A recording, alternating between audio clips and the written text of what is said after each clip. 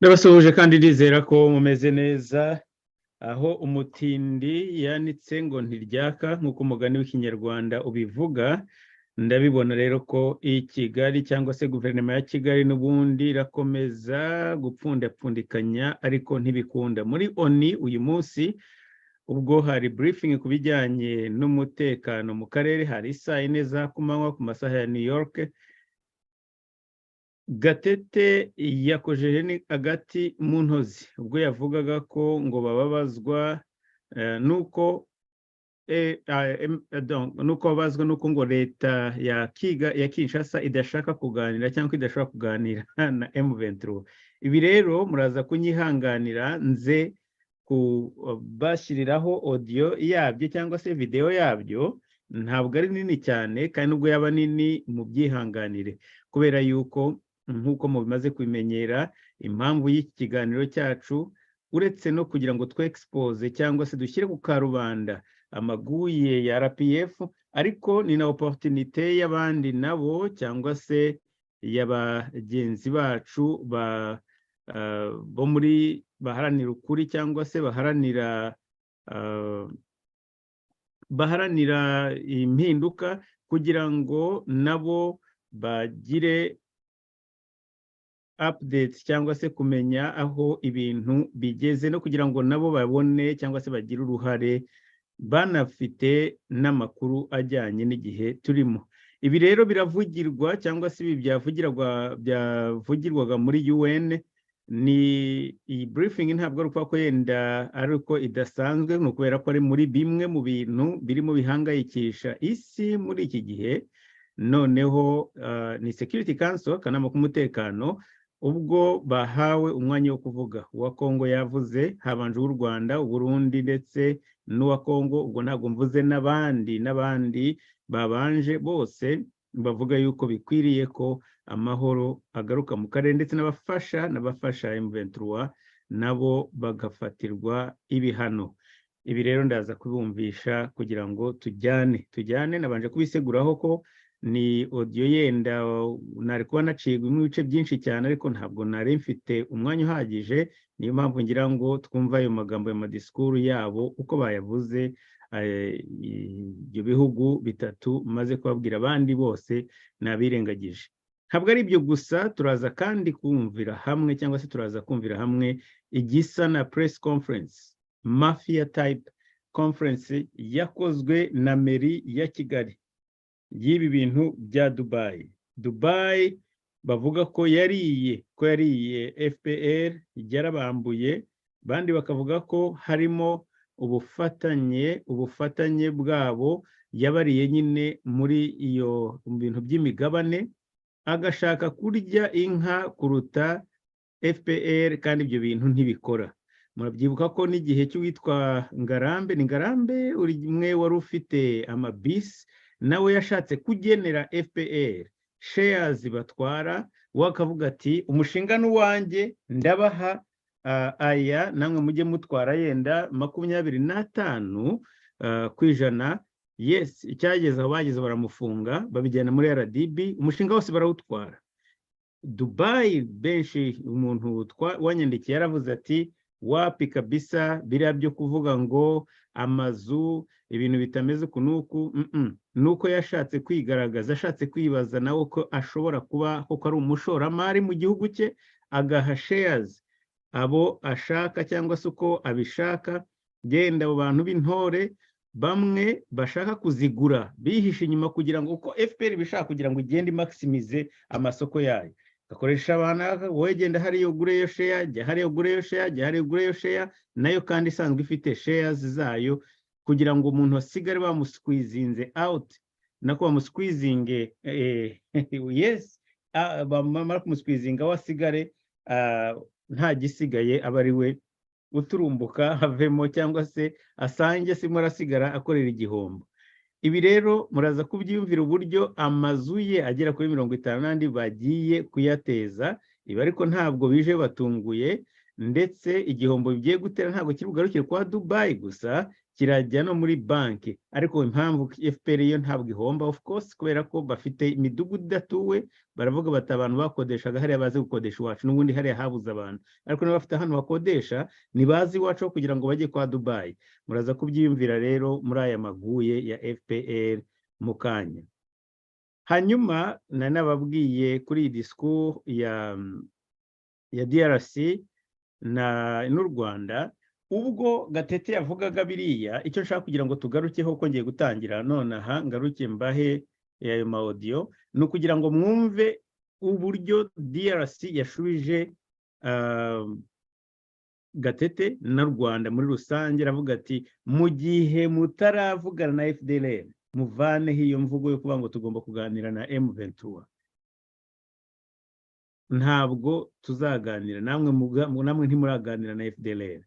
Ibi rero ni ibintu bikomeje kugaragaza ko mu by'ukuri ibintu birimo bifata umurongo, biriho birafata isura ya influence ya Kagame muri communauté internationale, bya bindi yari yarigize bajeyi arega FDLR genocide. Ibyo uzayivuga ariko muri cadre yayo kandi ufite n'icyo uyivugaho. Ibintu byo kuzajya bakubwira bati ariko hariya waje wakererewe ngo ariko ngo genocide yakora abatutsi urabona ngo ntago mwayivuze, hanyuma bati wowe murica abantu muri Congo, abanyeshuri ntibiga, impunzi, ngo ariko ngo FDLR ngo yahawe ngo safe haven ngo muri Congo. Ibyo bintu byose byamaze kuvaho.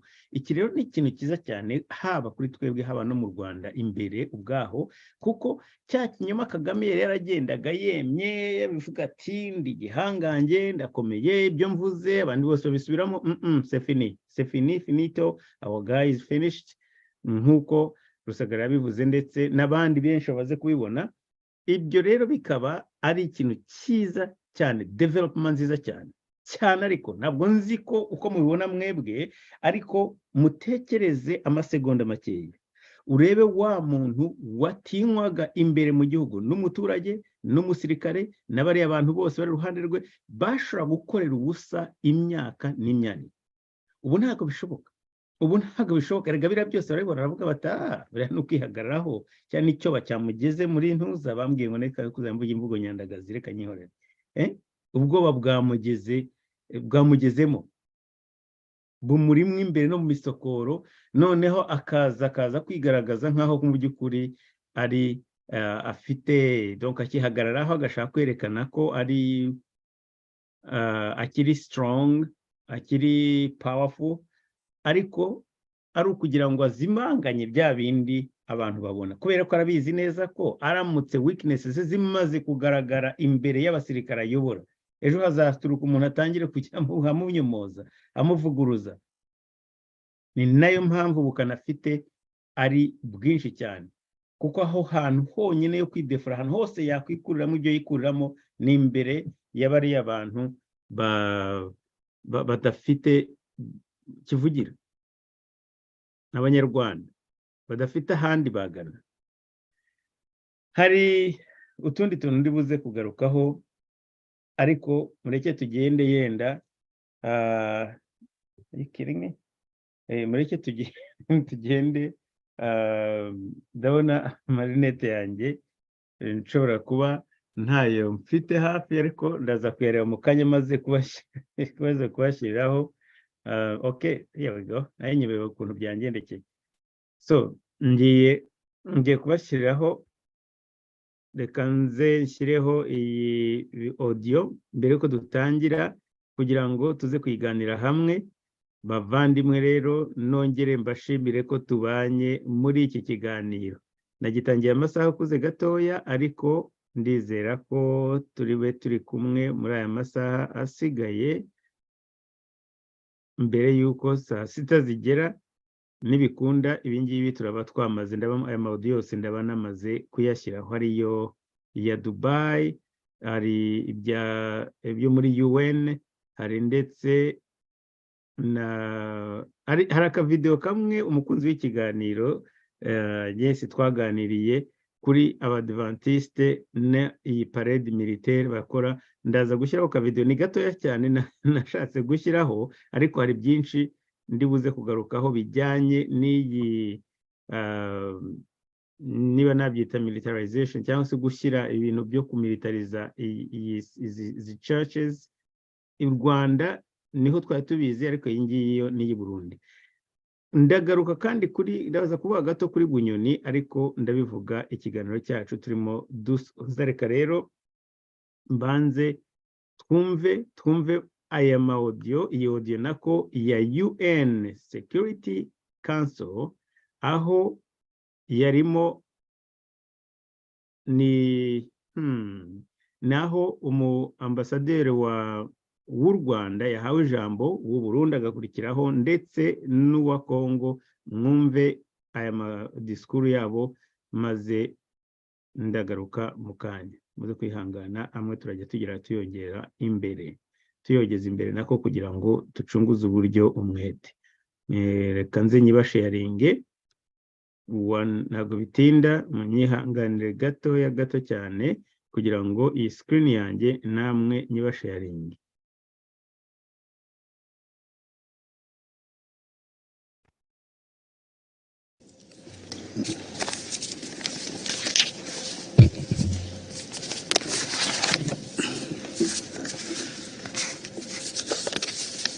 Mr. President, thank you for allowing me to contribute to today's UN Security Council briefing on the Great Lakes region.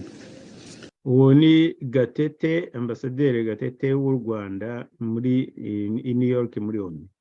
I thank the Special Envoy of the Secretary General to the Great Lakes region and the Chair of the Peace Building Commission for their briefing.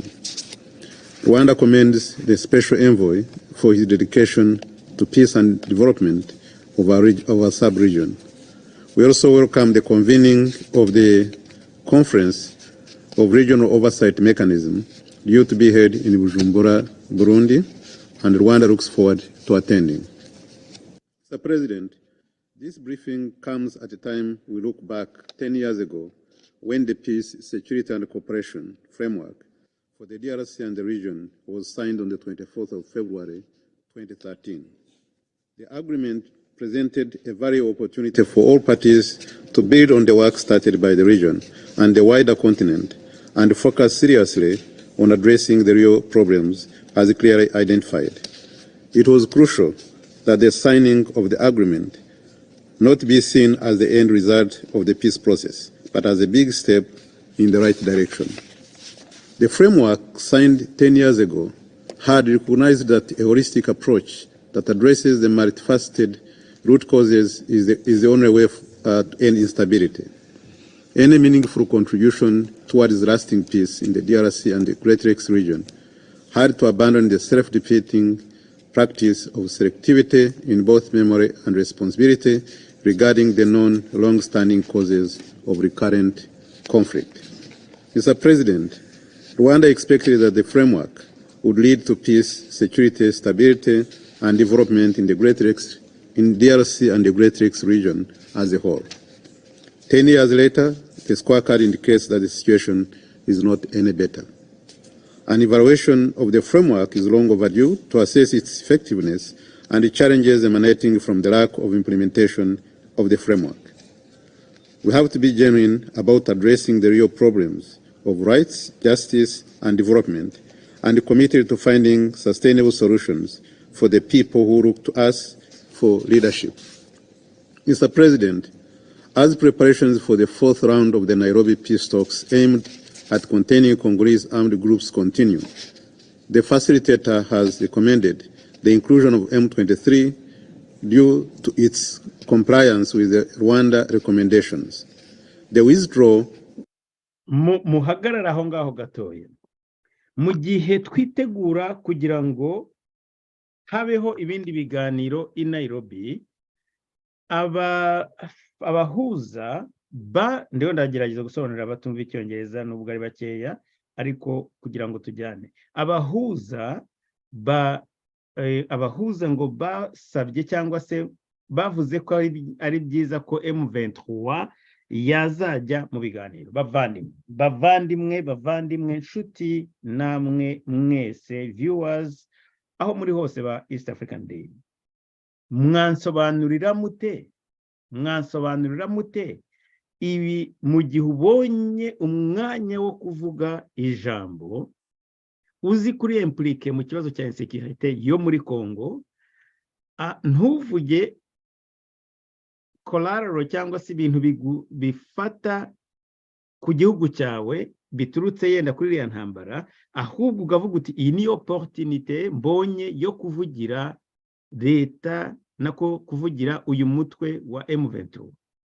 Ibi bintu tuzageza he mwokagira Imana? Ejo mu kiganiro nzababwira, ejo nzagaruka kuri ibintu by'imipaka nkoresha n'amaudio ndetse na expertise abantu baduhaye, ariko nako iby'aba expert batubwiye, aba témoignage z'aba expert bazi by'akarere. Ariko noneho mumbwire nawe kugira ngo abone iyo opportunité agahita mu masegonda ya mbere y'ikubitiro ati ni M23 kuko niyo arimo kuvugira. Donc nta nubwo bakihisha bya bindi by'ubutaka, noneho ariho arakomeza gukora ubuvugizi M23 kugira ngo izajye mu biganiro i Nairobi of previously captured from previously captured areas which are now I'm sorry ngo kubera ko ngo irimo yubahiriza ibyo bayisabye, ngo yavuye mu bice yari yirimo occupied by the East African Community Regional Forces is evidence of the productive regional effort as well as M23's resolve of respecting the regional leaders' roadmap reached in the Rwanda and Nairobi processes. Despite the facilitators' satisfaction with compliance, the President of DRC, His Excellency Felix Tshisekedi, on the 13th April, during a joint press conference held with the President of Switzerland in Kinshasa, stated that he would not negotiate. He said, and I quote, "There is no way there will be political dialogue with M23," end quote. DRC's stance is disturbing, as declared hinders all regional and continental efforts geared towards achieving peace in Eastern DRC. The region and the international community are expecting Kinshasa's cooperation to achieve lasting peace in Eastern DRC following M23's withdrawal. Mr. President, if negotiations are off the table, once M23 completes its withdrawal, the peace mechanisms may hit a dead end yet again, and the consequence would be the recurrence of atrocities. Mr. President, at a period when Rwandans and the world commemorate the 1994 genocide against the Tutsi, I wish to remind that the UN-sanctioned terrorist group, FDLR, that carried out the genocide is still at large in the DRC. Furthermore, FDLR enjoys the support and the political shield that the DRC government provides while in active violation of UN sanctions. Since fleeing to the DRC 29 years ago, the group has persistently spread its genocidal ideology in the DRC, resulting in the killings of hundreds of thousands of Congolese Tutsi. This is in addition to multiple cross-border attacks on Rwanda. Thus, President Tshisekedi's attitude towards FDLR and his recent statement are problematic. In a press briefing with the President of Switzerland, he went as far as sanitizing the FDLR terrorist group, claiming it does not pose any threat to Rwanda. He said, and I quote, "The pretext that FRDC supports FDLR is a fallacy. The FDLR is a residual force. They no longer attack Rwanda and have no political vindication against Rwanda," end quote. You may also recall that the United Nations Special Advisor on Genocide Prevention, Madame Alice Nderitu, has twice issued statements clearly indicating that FDLR is very active and spreading genocide ideology, and as a result, called for attention of the international community to the warning signs of a possible genocide happening in the DRC. Mr. President, the situation in DRC is complex, yet easy to solve, but the statements from the leaders of DRC regarding the situation and the FDLR in particular are counterproductive to the regional efforts, and peace processes as envisioned in the Peace, Security and Cooperation Framework. Instead, the DRC government continues to show no effort in implementing any of the signed agreements. This is in contradiction to the Peace, Security and Cooperation Framework Agreement in word and in spirit, to say the least. Mr. President, we must acknowledge progress in some areas, and I wish to commend the ongoing deployment of the East African Community Regional Force contingents to the DRC and M23's ongoing withdrawal. In conclusion, all parties involved are implementing the regional agreements except the DRC. In this respect, Rwanda urges all the parties to the conflict to strictly respect the ceasefire agreements and build on that to implement the regional agreements roadmaps in the hope of peaceful negotiations and ultimately a peaceful resolution. I thank you for your kind attention. Mwumvise rero ari kuri M23 na negotiation, donc arabishimangiye rwose nta kabuza. Arimo ararega Perezida Tshisekedi ngo yaravuze ngo yari kumwe ngo nuriya mu Perezida w'Uburusiya nabwo Busuwisi ngo yaravuze ngo ntabwo ngo FDLR ngo ikiri ikibazo ngo nta nubwo igitera u Rwanda ngo n'abantu nyine ngo baraho ngo babiryamiye cyangwa baturiye. Ibyo byose ngo arimo aramurega, kandi ngo mwibuke yuko ko ngo bafite ibihano ngo by'iyi body cyangwa se b'iyi organisation bariho bavugiramo nyine ya UN. Ibi rero ibi ni ya esprit Tshisekedi yise hegemonique, je pense, y'ubwibone no kwibona, bakumva ko bari entitled, ibiba ku bandi bagomba kubivuga, ibibabaho bo reka nta muntu ugomba kugira icyo abivugaho. None waba uzi yuko uyu munsi urebye niveau yo kudestabiliza akarere u Rwanda rurimo, rwagombye kuvuga kurega umuntu uwo ari we wese, rwagombye no kuvuga cyangwa ni discours rwagombye kumva itari approprié kuvuga bati ntidushaka kubyutsa ntidushaka kudiginga cyangwa se ngo tubyutse ducukure noneho dutume havamo akabuze. Ariko nta soni bagira, muramwumvise ibya negotiation nibyo ngo ashyize imbere. Muraza kumva wa Congo ko yamubwiye. I thank Rwanda for that statement and now give the floor to Burundi. Merci, Monsieur le Président. Thank you, Mr. President. Mr. President, at the outset, I would like to thank the Russian Federation, which is presiding over the UN Security Council during this month of April, for convening this meeting. And I reaffirm to you our full support for your mandate. I welcome the detailed briefing presented by Mr. Huang Xia, Special Envoy of the UNSG for the Great Lakes region. I note with great satisfaction the rich contributions made by the chair of the PBC and the statements made today by the members of the Security Council. I'm also pleased at the participation in this meeting of my colleagues from the DRC and Rwanda.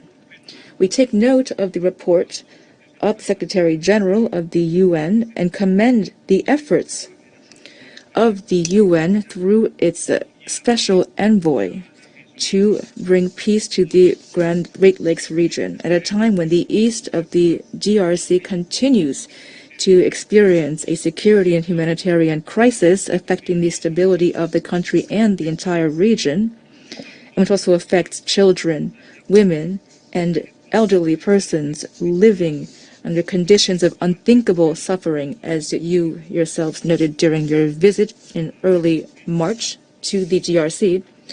Burundi reaffirms the relevance of the Framework Agreement for Peace, Security, and Cooperation for the DRC and the region signed in Addis Ababa on February 14, 2013. Now more than ever, the international community ought to play an effective role as guarantor for the quest for peace in the region. It should do so through concrete measures to support the tireless efforts of the EAC and the ICGLR in the form of a regional force, meetings of the chiefs of staff of the EAC for improved coordination, and summits of heads of state and government. The security situation in the east of the DRC has led to the entrenchment of conflict in the Great Lakes region and has entailed the proliferation of local and foreign rebel groups. Their goal, essentially, is to control and exploit many mining and mineral resources, which has essentially perpetuated insecurity and is tending toward regionalizing the conflict, which in and of itself is a major threat to international peace and security. This ought to be given special attention by the members of the Security Council in light of the risks of a spillover into the region. Less than 3 weeks before the 11th Summit of Heads of State and Government of the Regional Oversight Mechanism of the implementation of the Framework Agreement for Peace, Security, and Cooperation for the DRC and the region, which will take place on May 6, 2023, it is important to utilize all of the means the international community has at its disposal to put an end to the war, neutralize terrorist forces in the region, begin dialogue, and launch a DDR mechanism as recommended by the Nairobi process. This requires a great deal of resources which the region itself does not possess. The financial and logistical contribution of the UN and the African Union to the costs borne by the regional forces of the EAC are toward understanding.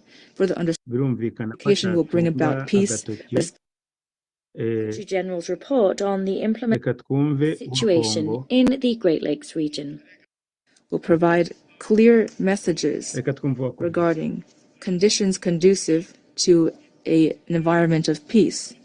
It will require the aid of all the partners in the region and the guarantors of the agreement in order to, once and for all, bury the acts of war and enter a new era in which education will bring about peace, respect for human rights, and which ultimately will lead to establishing a culture of peace, tolerance, and non-violence. Thank you, President.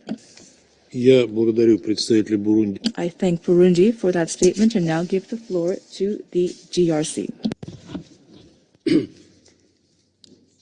Merci, Monsieur. Thank you, Mr. President, for having given me the floor. I wish at the outset to congratulate you on your presidency of the Security Council for April 2023. I wish to also thank you for convening this meeting on the situation in the Great Lakes region. I also wish to thank the Secretary General of the United Nations, His Excellency Mr. Antonio Guterres, for his commitment to my country's cause. Moreover, I convey my thanks to all members of the Security Council, without, of course, forgetting the 3 representatives of the African continent on this body.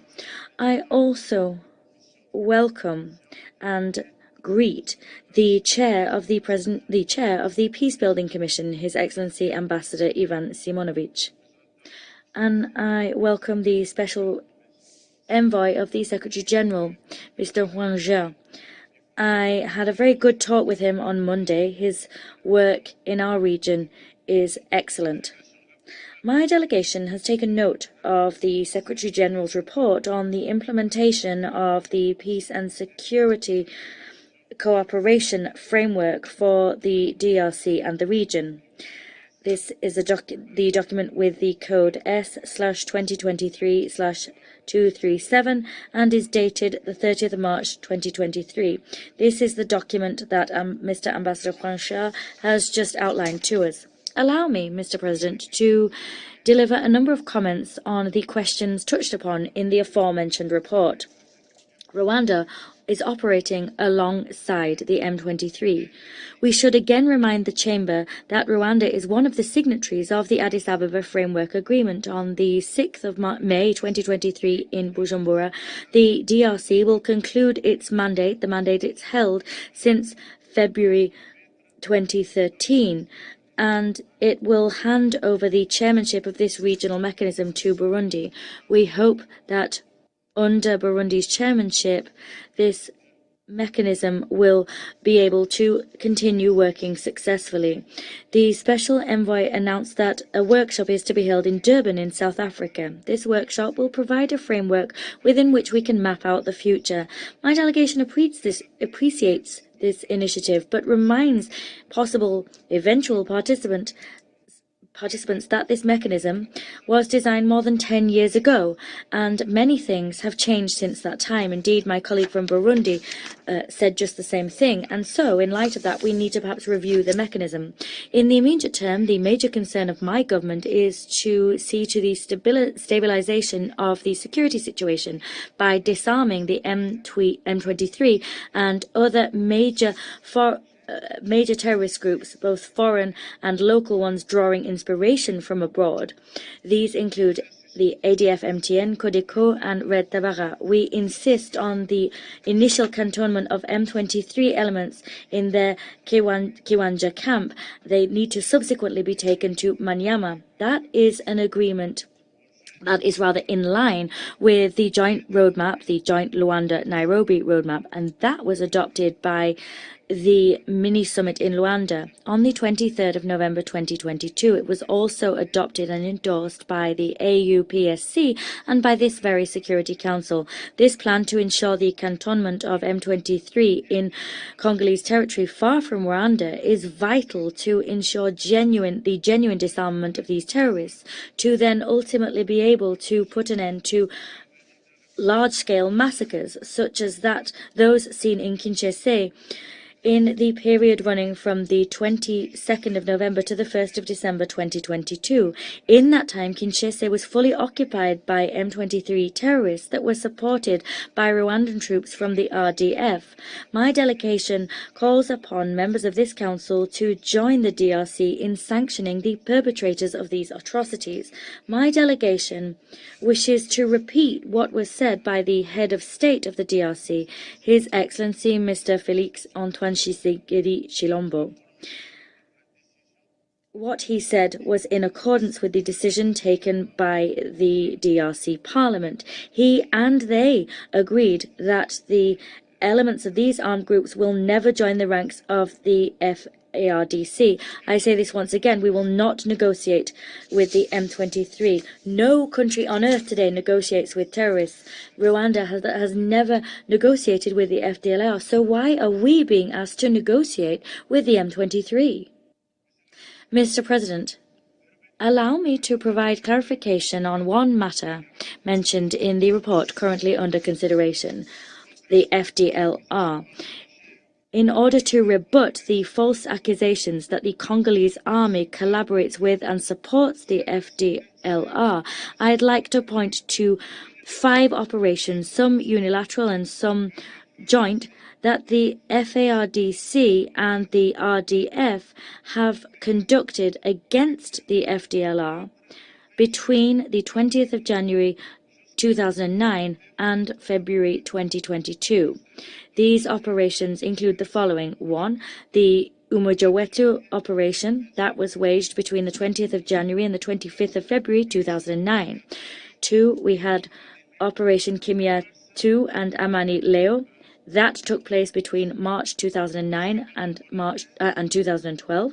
3. We had the voluntary disarmament operation. 4. There were operations undertaken between January 2015 and December 2018. And lastly, there have been joint operations conducted by the FARDC and the RDF. Allow us to be clear, the last remaining elements of the FDLR, whose leadership was decapitated by the Congolese army during the aforementioned operations, are no longer a military threat able to attack Rwanda. They haven't over the last 10 years incurred into Rwanda.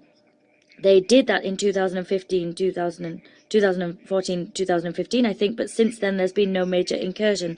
Let us be clear. The FDLR's leadership was decapitated by the Congolese army, is no longer a military threat able to attack Rwanda. Rather, the remaining elements of the FDLR are instead a source of socio-economic instability in the DRC, and that serves Rwanda. Rwanda is the chief beneficiary of the presence of the remaining FDLR elements on Congolese territory, because it gives them the pretext they need to justify their incursion into our country. So they attack the RDC and blithely pillage our natural resources. And this pillaging, this well-organized pillaging, is one of the key causes of the crisis that we are currently weathering in our country. Mr. President, we often hear from Rwandans loyal to the dictatorial regime of Paul Kagame that the Congolese people threaten the very lives of Rwandan people through their collaboration with the FDLR and by sowing ethnic hatred against the speakers of Kinyarwanda. And yet to date, we have yet to see credible examples of violence based on xenophobia comparable to that violence seen in other countries. Even Ms. Alice, that's been cited, made her statement before she went to the DRC. When she came back from the DRC, she said again what she'd said previously, but no evidence about this violence has been brought to bear. Another accusation leveled by the Rwandan people is that the Congolese people only complain when they are responsible for their problems. We are apparently unable to analyze the root causes of our weaknesses. However, the causes or deep roots of the Congolese crisis are the products of Rwanda's machinations and not of Congo. Allow me to conclude my statement by referring to four root causes of our situation that are completely Rwandan in nature. Militarism, the pillaging of Congolese resources, that was referred to by the representative of Albania very well in his statement. And there's also militarism, the pillaging of natural resources, ethnic hatred, and expansionism. Militarism, ethnic hatred, and expansionism, namely of President Paul Kagame. During the recent press conference held in Cotonou in Benin, Mr. Kagame demonstrated his expansionist desires by saying that certain regions of Congo and of Uganda belonged to Rwanda before colonization. That was not the first time that Rwandan leaders had spread these lies. Pasteur Bizimungu, former president of Rwanda, but someone who had no power, being a Hutu, so from a marginalized group, and from a group that was massacred in regions of our country in 1994, something that the mapping report of the High Commission of the United Nations for Human Rights stated. It stated that what happened in Congo can be considered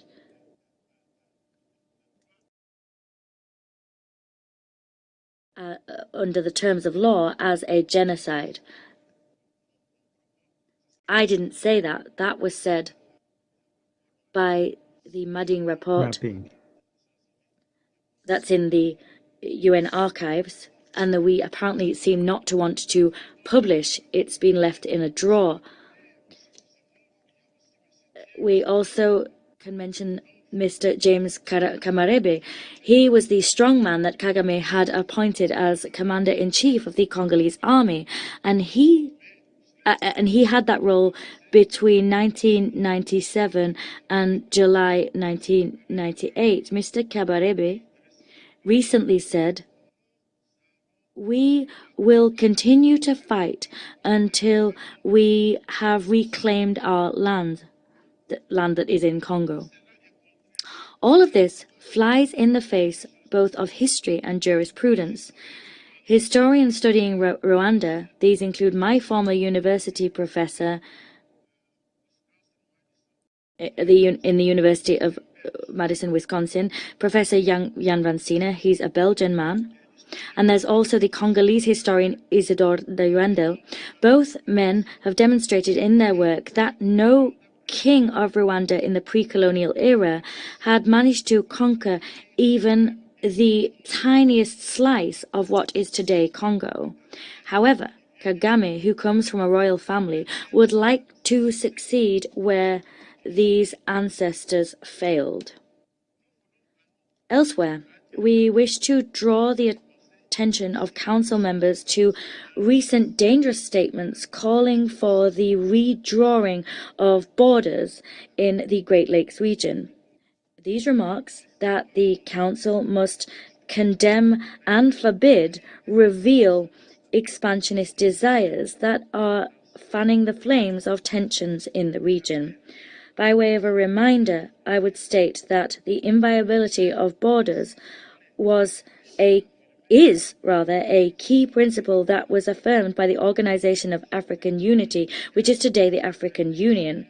It was affirmed as a principle on the 21st of July of 1964 at the Second Organization of African Union Summit in Cairo, in Egypt.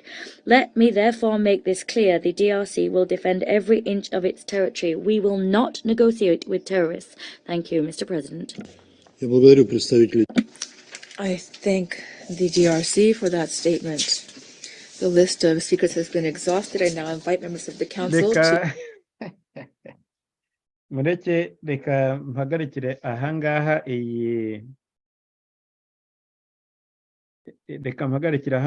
iyi video cyangwa se iyi video ya UN. Mwiyumviye ntabwo byari kuba iyo mbanza nkamushyiraho wenyine, nubwo byari byiza ariko nakabyifuje kumushyiraho wenyine tutabanje kumva ibyo mugenzi we w'igifobagane Gatete yabanje kuvuga. Ntabwo byari kuba byiza. Ni byiza cyane ko tubanje kumva Gatete ho gatoya akabanza kuvuga ariya mangambura agahuragura biriya bigambo, yarangiza bakamukaranga, wagira ngo bari babanje guha uyu muambasaderi wa Congo ibyo yanditse, arangije ajya kubitegura neza byose, aza azi ibyo aje kumuhondahondesha. Mwabyumvise rero ko yamuhondahonze biteye ubwoba, yamukubise aramunoza, kandi ubutumwa bwageze kwa igifobagane gikuru. Kagame yabyumvise. Ibi rero birakomeza kugaragaza mu by'ukuri ko urwishe yanka rukiyirimo. Reka mbabwire bamwe bagenzi bacu bari mu bihugu bitavuga icyongereza, murabona ko ntari buze kuvuga aya magambo yose nk'uko yavuze, ariko kugira ngo namwe nyine tujyane, mbanze mbabwire ibyo mwumvise yavuze by'ingenzi, ibyo nifuza ko mwamenya kugira ngo noneho tujyane. Icya mbere naho yavuze ko u Rwanda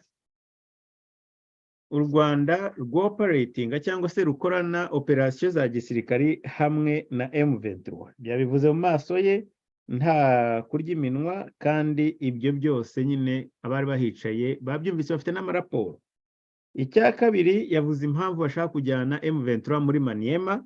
Aravuga ati tugomba kujyana M23 muri Maniema, ni amasezerano twagiranye, ni amasezerano twakoze, nako ni ibiganiro byabaye, kandi twumvikana ko ari uko bigomba kugura. Avuga hamwe n'ababiganiriza Rwanda hari ku itariki 23 z'ukwezi kwa 11 umwaka wa 2022. Ati impamvu ibyo ngibyo ari ngombwa nuko tugomba kuvana aba bantu M23 kure cyane y'u Rwanda, tugomba kubajyana kure y'u Rwanda kugira ngo hatazaba uru rwitwazo ruhora ruvuka buri gihe, twibaza ngo ikibazo cyakemutse bakongera bakagira urwitwazo. Cya gatatu cyangwa se cya kane nuko cyangwa icya gatanu nukubise no kubasezeranya ko M23 itazigera ijya muri FRDC. Ntabwo izigera ijya muri FRDC, nta nubwo kandi tuzigera tuganira negotiation hamwe na ntabwo tuzigera tunegosya na M23 nako mumbabarire, naho u Rwanda na FDLR ahangaha niho yavuze ati FDLR kanze mvuge kuri FDLR kubyo u Rwanda rukunze kwitwaza. Bati mbanze mbibutse ko muri 2009 twagize za operation zitandukanye hamwe twebwe n'abanyarwanda na RDF kugira ngo duhige cyangwa se twirukane cyangwa duce imbaraga FDLR. Twabikoze muri operation Umoja Wetu, tubikora mu yitwa Kimia aho ni muri 2009. Mu 2012 dukora ibyitwa dukora izindi operation hamwe Amani Leo, ndetse izanyuma zari zo muri 2018. Ibyo niwe ubyivugiye. Ibyo byose rero n'urwitwazo barabizi. Cya kabiri ati umuyobozi wayo wari ukomeye cyangwa se wari umuyobozi wayo ashobora gutuma yenda bumva ko bagihagaze, ati yabaye neutralize cyangwa se ya operation za FARDC nizo zamuvanye cyangwa se zamuvanye muri circuit. Ati rero murebe, ati mu myaka 10 yose ishize nta threat, nta kibazo cy'umutekano muke FDLR yigeze iteza u Rwanda. Ibi yabivugaga nyine hari imbere y'akanama k'umutekano wa LONI. Aravuga ati 2014 na 2015 yego nibwo baheruka batera u Rwanda, ariko ati kuva icyo gihe nta yindi threat yigeze ihaba.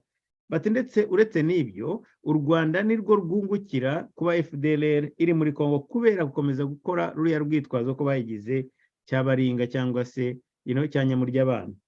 Baringa ntabwo yavuze Nyamuryabana, ariko yavuze nyine ko yabigize pretext. Aravuga ati ibintu byose bihari bishingiye kubera gukurikira ubutaka bwa Congo nk'uko babyivugira. Bavuze uburyo Kagame yabivuze hari Cotonou, Monaco, yes,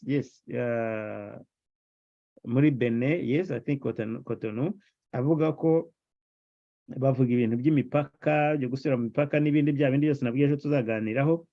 Ati ikindi na Kabarebe aherutse kubyivugira, ibyo ngiye sinabyumvise ariko urumva ko barabakurikira cyane, ngo avuga ko ngo ari ubutaka buri muri Congo, ko hafite ubutaka muri Congo. Kabarebe hari ahantu aranahororeye, we yakwifuza ko ajya ejo bashobora kuba kuko arwana afite icyo kintu arwanira kiriya ferme ye yo muri Congo, ariko ibyo nibyo nongero ntabwo yabivuze.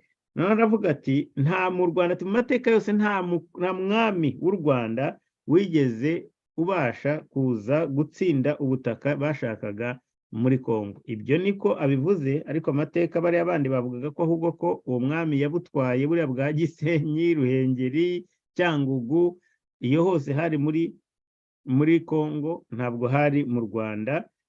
Banasubiye no mu mipaka nk'uko babyifuza. Murabyumva ko ahubwo iyo mipaka u Rwanda twahita tuba Congo, twebwe banza nta n'igihugu tuba dufite.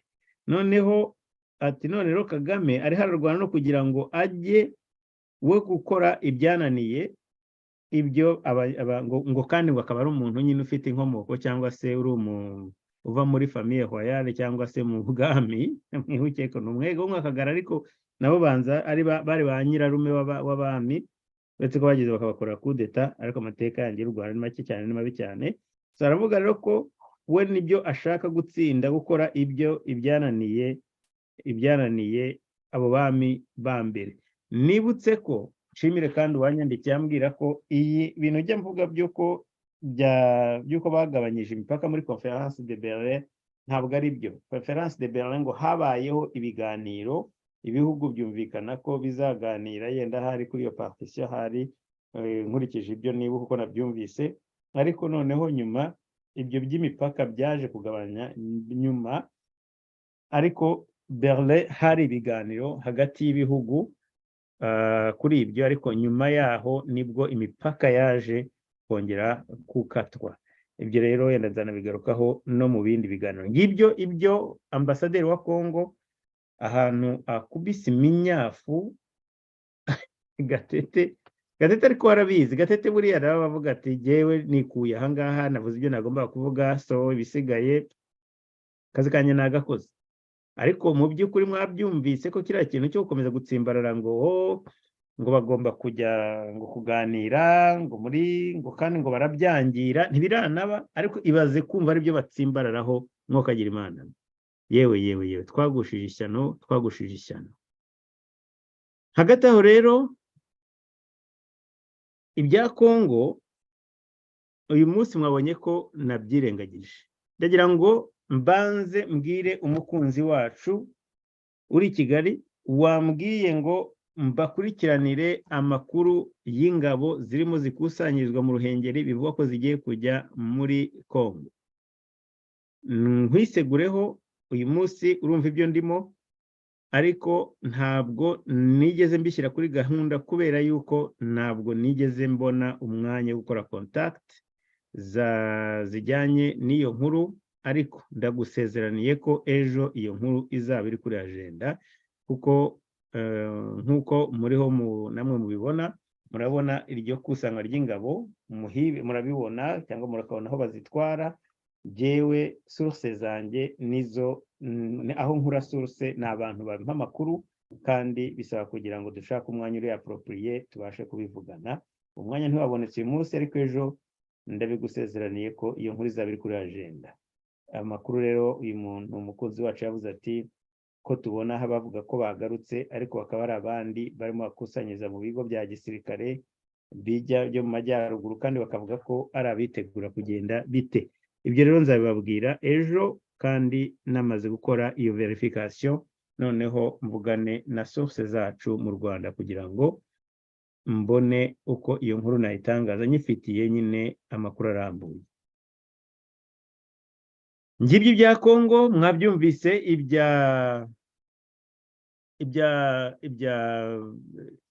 byabereye mu kanama k'umutekano muri LONI. Ntabwo ari byo gusa rero, mu kanya ndibuze kugaruka mu karere, ariko mbere yuko njya muri ibi bya city ya Kigali na Dubai peke yake, reka mbere yuko mbivugaho, reka ngaruke ku kintu cya Bunyoni bavuga ko yahunze cyangwa se atarimo agaragara i Burundi. Abantu bakomeje kumbwira bati no mu Rwanda c'est possible, ati muri Tanzania naho yahajya, ariko yenda batinya ko yaba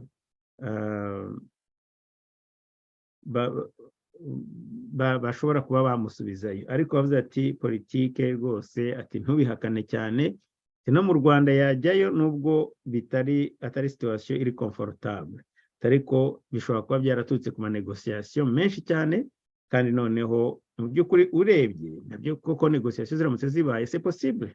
Bariya ba Nyakarundi, ba Kazura, bari n'abantu bafite les contacts hariya, bashobora rwose gutanga iyo assurance, naho akaba yahahungira. Kugeza uyu munsi rero ntabwo biramenyekana ahantu hari, ariko impamvu ngiye kubivugaho mwabibonye ko nashyizeho ifoto y'abana n'umugore we, bose famille, uretse bavuga ko bagiye kumureba bagasanga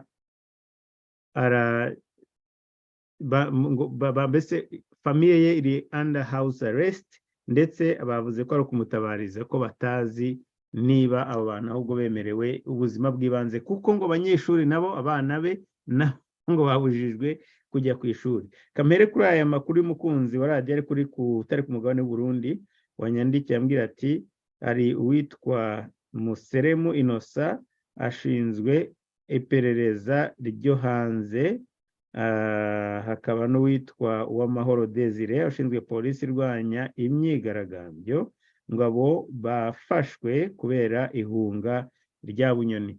Sinzi authenticité y'amakuru, ni umukunzi w'ikiganiro yampaye amafoto ye, reka yenda ndebe ko mwashobora kuyabona namwe kuri kamera, nkoresheje iyi kamera.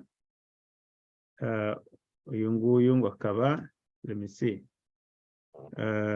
ntabwo mbibona ko yenda mubona. Yes, uyu nguyu akaba ari umwe muri bo. Uyu ni ushinzwe iperereza ryo hanze ngo ushobora kuba wafunzwe.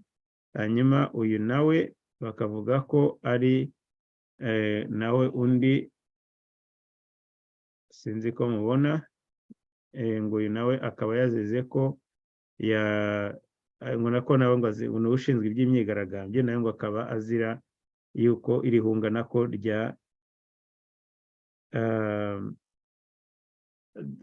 ihunga rya Bunyoni. Ndagira ngo mbabwire rero ibi bya development zaho ko bimeze, biragaragaraho ko bitoroshye hariya muri iki gihe, kubera ko urabona ko nkaho batazi mu by'ukuri aho yaba yagiye, kuko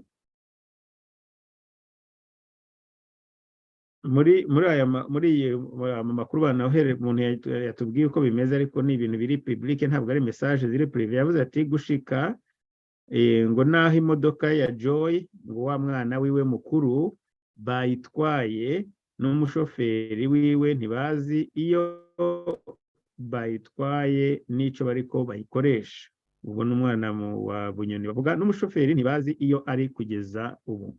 Barakomeza bavuga ngo n'ubu ndabandikiye nako abana na nyina wabo bacungaranwe mu nzu Rukinge, basi abamenyesha makuru murabe uko babemerera, kubera ko hejuru mu nzu hariyo polisi ngo niba ari ku nivo zose z'amaetaje babamwo, baguma babatera ubwoba ngo muratubona abana bahamutse, uku ni ukuri kuzuye, ntihagire ubabesha ngo ni amahoro, ahubwo ntibaratahura uburyo mwabimenye, bariko barahindagura abapolisi bamaze kubakeka ko bariko batanga amakuru. Twabituye kubera ko twabitawe ko tuzi ko iby'amaradiyo hano atovuga biri mu kuri, naho byo bitanezereza abakuru mubishikiriza mugatabariza abarenganwa. Harimo za typo nyinshi, no kwiteranyiriza amplisi bikaba ari n'ikirundi. Izo rero iyo ni message yavugaga uwo observier ibiri ku rugo rwa Bunyoni, byuko na urumva noneho famille ubugu baravuga bati yenda hari famille ishobora kuba nayo nyine niba atabonetse ubu famille. Sinzi ko ari strategy zizingiye, kuko ahubwo ibingibi birasa nkaho byamuhesha ahari hose, byamuhesha na Asylum ibi byamuhesha Asylum rwose aho yagiye hose, kuko famille ye n'abana mugani niyo batagiye ku ishuri. Ibi biri byagaragaza ko yenda allegations zizavuga mu by'ukuri ko zaba zifite ishingiro, yenda ku buzima bwe bwaba buriyandanje. Ariko iyi ni politiki y'u Burundi, mureke nyigarukiraho no kugira ngo updating gusa mbereke uko ibyiriwe bivugwa, kandi ejo tuzaba dufite yenda ibirenze. Gusa nagira ngo nkosore ko ejo nababwira nti sinjyumva ukuntu yashobora kujya mu Rwanda, ariko abantu baravuga bati c'est possible. Sinzi ko bafiteho amakuru, ariko reka tubitega amaso. Kuko rero nabasezeraniye, reka tugaruke kuri iyi City of Kigali press briefing y'iyi briefing ya Kigali. Ariko mbere yuko tujya kuri iyi briefing ya Kigali, munyemerere mbanze, sinzi ko ndi bushobore gusoma ubutumwa bwanyu, ndabona amasaha arimo agenda, ariko yenda ndareba nk'imwe buri muntu kugira ngo ntaza gucikanwa n'ibintu by'ingenzi cyane. Mubanze mwumve ibintu uko ibintu byakurikiranye. Turahera kuri Kagame ubwe, ni amagambo make rwose, ntabwo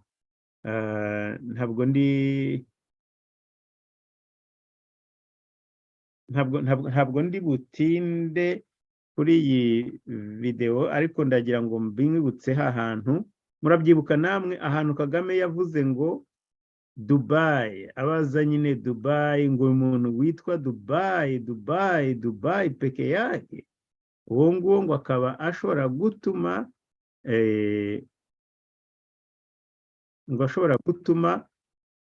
sinzi, mbese yerekana ko ngo kubera yitwa Dubai gusa, ngo umuntu witwa Dubai, sinzi izina yashaka kuvuga ko ryaba yenda rifite riteye ubwoba, ryatuma yenda hari yumva ko yaba afite ijambo, simbizi. Mureke mbumvishe aka gace, ne kubibabwira mu magambo gusa, mwibuke neza ibyo yavuze atuka uyu mugore. Ariko sinshaka gusubira kuri uyu mudamu, kuko ndashaka kwisubira kuri Dubai, avuga ati Dubai peke yake, Dubai, Dubai. Here we go, reke tumwumve. Azwi ku izina rya Dubai, ariko Dubai umuntu witwa Dubai ni igihugu cyanyu buno kukimeze. Agabira umuti wamenye kweri kweri. Ngo hitwa nde? Gatoya. Munyihanganire, sorry. It is so funny. Nizere ko namwe you found it funny.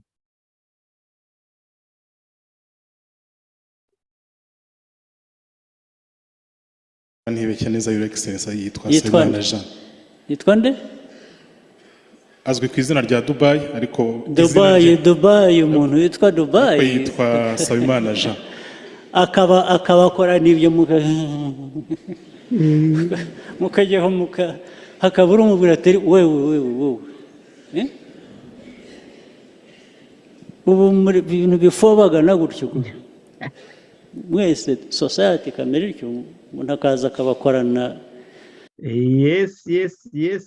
Nguwo rero Dubai. Ariko mwamwumvise, tekereza ngo umuntu witwa Dubai.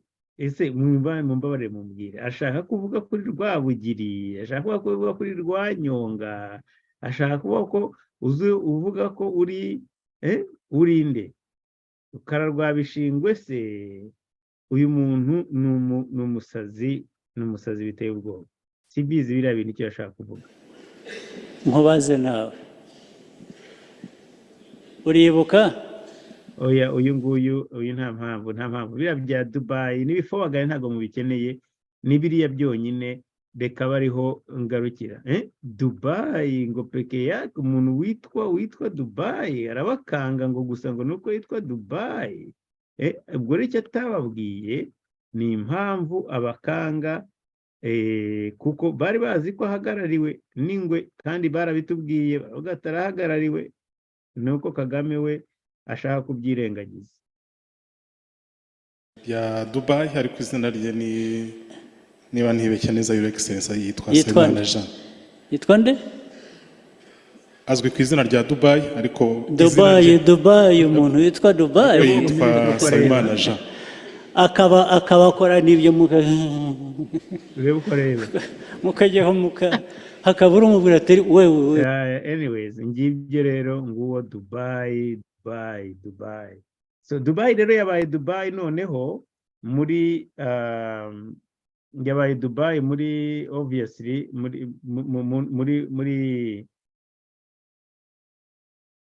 muri Kigali, ahantu hose ni Dubai. Ni nyuma ya press conference yakozwe ejo bundi, nayo mukanya ndibuze kumvisha igice cyayo, ndaza kongera kubasaba ko nayo nabwe mwihangana mukaza kuyumva nkuko twumvise, kuko nabyo bisaba kugira ngo mwumve at least mubyumve, bitari ibyo ntabwo context ntabwo yose mwayumva. Ni ngombwa cyane ko tuza kubyumva. Reka nze nayo mwumve iyi,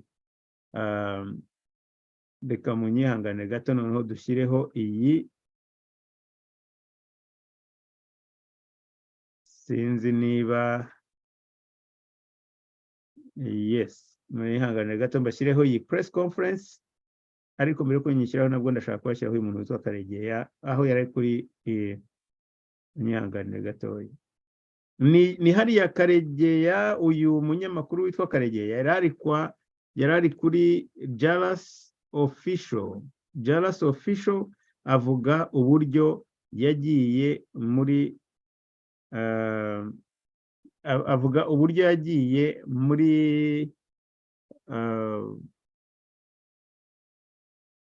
ngo kuri uriya mudugudu niba ari Rukumbuzi, niba ari Nkumbuzi, ariko mureke tumwumve noneho.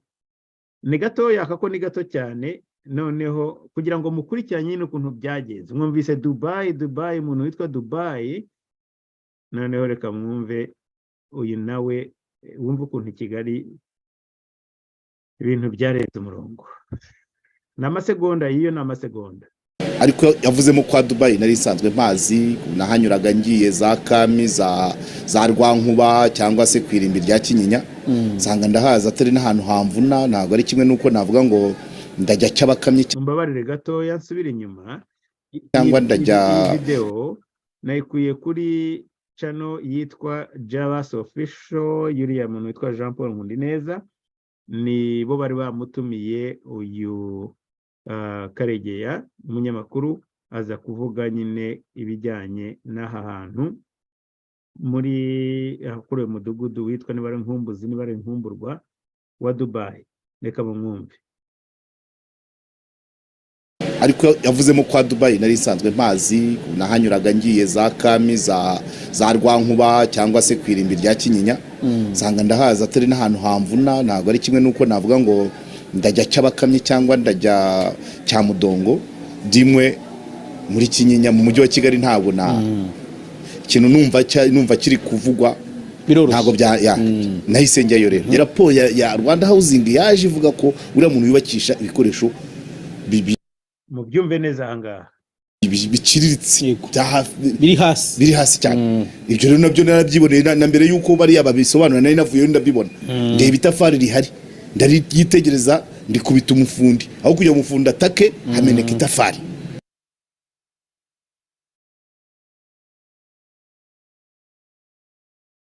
ariko yavuzemo kwa Dubai nari nsanzwe mpazi nahanyuraga ngiye biri hasi cyane ibyo rero nabyo narabyiboneye na mbere yuko bari babisobanura nari navuye ndabibona ndeba itafari rihari ndaryitegereza ndikubita umufundi aho kujya umufundi atake hameneka itafari. mwumvise ukuntu baba bakoze amatekinika investigation z'ubunyamakuru zigeraho ngo bakajya gufata itafari bakarikubita umufundi ni blague cyangwa navuye ndabibona ndeba itafari rihari ndaryitegereza ndikubita umufundi aho kujya umufundi atake hameneka itafari. abantu bahaza ubutegetsi Kigali donc niba utaranabikoze ariko iyi exaggeration iteye ubwoba itanga message nayo ubwayo nubwo waba utarafashe iryo tafari ngo rikubita umufundi kuko ibyo byose ntawe ubasha ufite yavuze nti nigiye utumva ibyo avuga cyangwa birashoboka ko genda hari buri muntu wese yifite ubwo burenganzira ko ashobora gufata itafari akarikubita umuntu ariko se ubundi umwe ruturutse buko genda c'est possible ariko muze kumva noneho akarere ka Kigali nako muri iyi ni ndendeho gatoya ariko nyabuna ndafata note mu gihe barimo kuvuga kugira ngo nka kuriya igihe uriya mu Kongomani yavugaga noneho ngaruke nkore genda recap ariko byo ni Kinyarwanda murabyumva turabyumvira rimwe twese ariko kugira ngo dukore ka summary mbere yuko dukomeza mureke tubumve rero. Nabyo ni Dubai obviously ndagira ngo mufate note namwe yaba byakunda namwe mukazifata ariko simwabuzwa n'iki ariko nta kibazo ndabasangiza izanjye.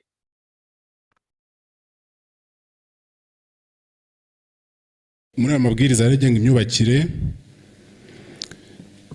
iyo bitagenze gutyo usanga hagiye haboneka bimwe mu bitagenze neza nk'ahazwi mu minsi ishize tumaze iminsi tuvuga namwe ndetse mubikomozaho mu binyamakuru bitandukanye nk'ahazwi nko ku mudugudu w'urukumbuzi muri Kinyinya aho ni kwa Dubai ubwo mu itariki 23 habaye z'ukwa gatatu kwezi gushize ni inzu imwe yagaragaje ko yagize ikibazo cy'urukuta rwahanutse koko donc reka nje mbipozinga kugira ngo ntaza gusubira inyuma cyane kuri 23 z'ukwa gatatu hari akaudio ntabashyiriyeho k'umuntu w'umudamu uri muvuga ngo inzu yaguye ngo iyo haba abana ngo bijyageze gute ngo babapfuye ngo abana bari mu nzu bonyine sinzi n'impamvu abana baba mu nzu bonyine nabyo byanshoboye ariko waba utabana mu nzu wenyine ukabivuga ukajya kuvuga ati abana bangiye baba mu nzu wenyine ariko ibyo reka tubishyire ku ruhande ntabwo ari ikibazo nawe mbwira murashaka kumbwiraho ku 23 z'ukwezi kwa gatatu muri uyu mwaka muzi ko Kagame yari muri rushingwangerero hariya, reka tubabwire ko ni buriya bitu tutabicyanishije. Nibyo njyemba nanga ikintu gituma bavuga ngo ni abantu bo muri opposition ngo baba bashaka gusebanya gusa. Reka murebe igihe rushingwangerero yabereye, abashenzi njyemba nanga gutukana ariko bikanga. Aba bashenzi nk'uyu muntu Rubingisa muramwumvise agiye kudupfundikira mbese atubwira ati ibi bintu ntabwo ni coincidence gusa, ntaho bihuriye n'ijambo rya Dubai. Hari ku itariki ya 2 z'ukwezi kwa 20 na tariki ya 2 z'ukwezi tariki ya 2 z'ukwezi kwa 4 23. Donc icyo gihe hari hashize iminsi hafi ngahe, iminsi 10 hafi bibaye iyo investigation ivuga ngo nibwo baramaze kumenya ko urukuta rwaguye ku muntu. Ko twaragiye dukora ubugenzuzi bw'umudugudu wose.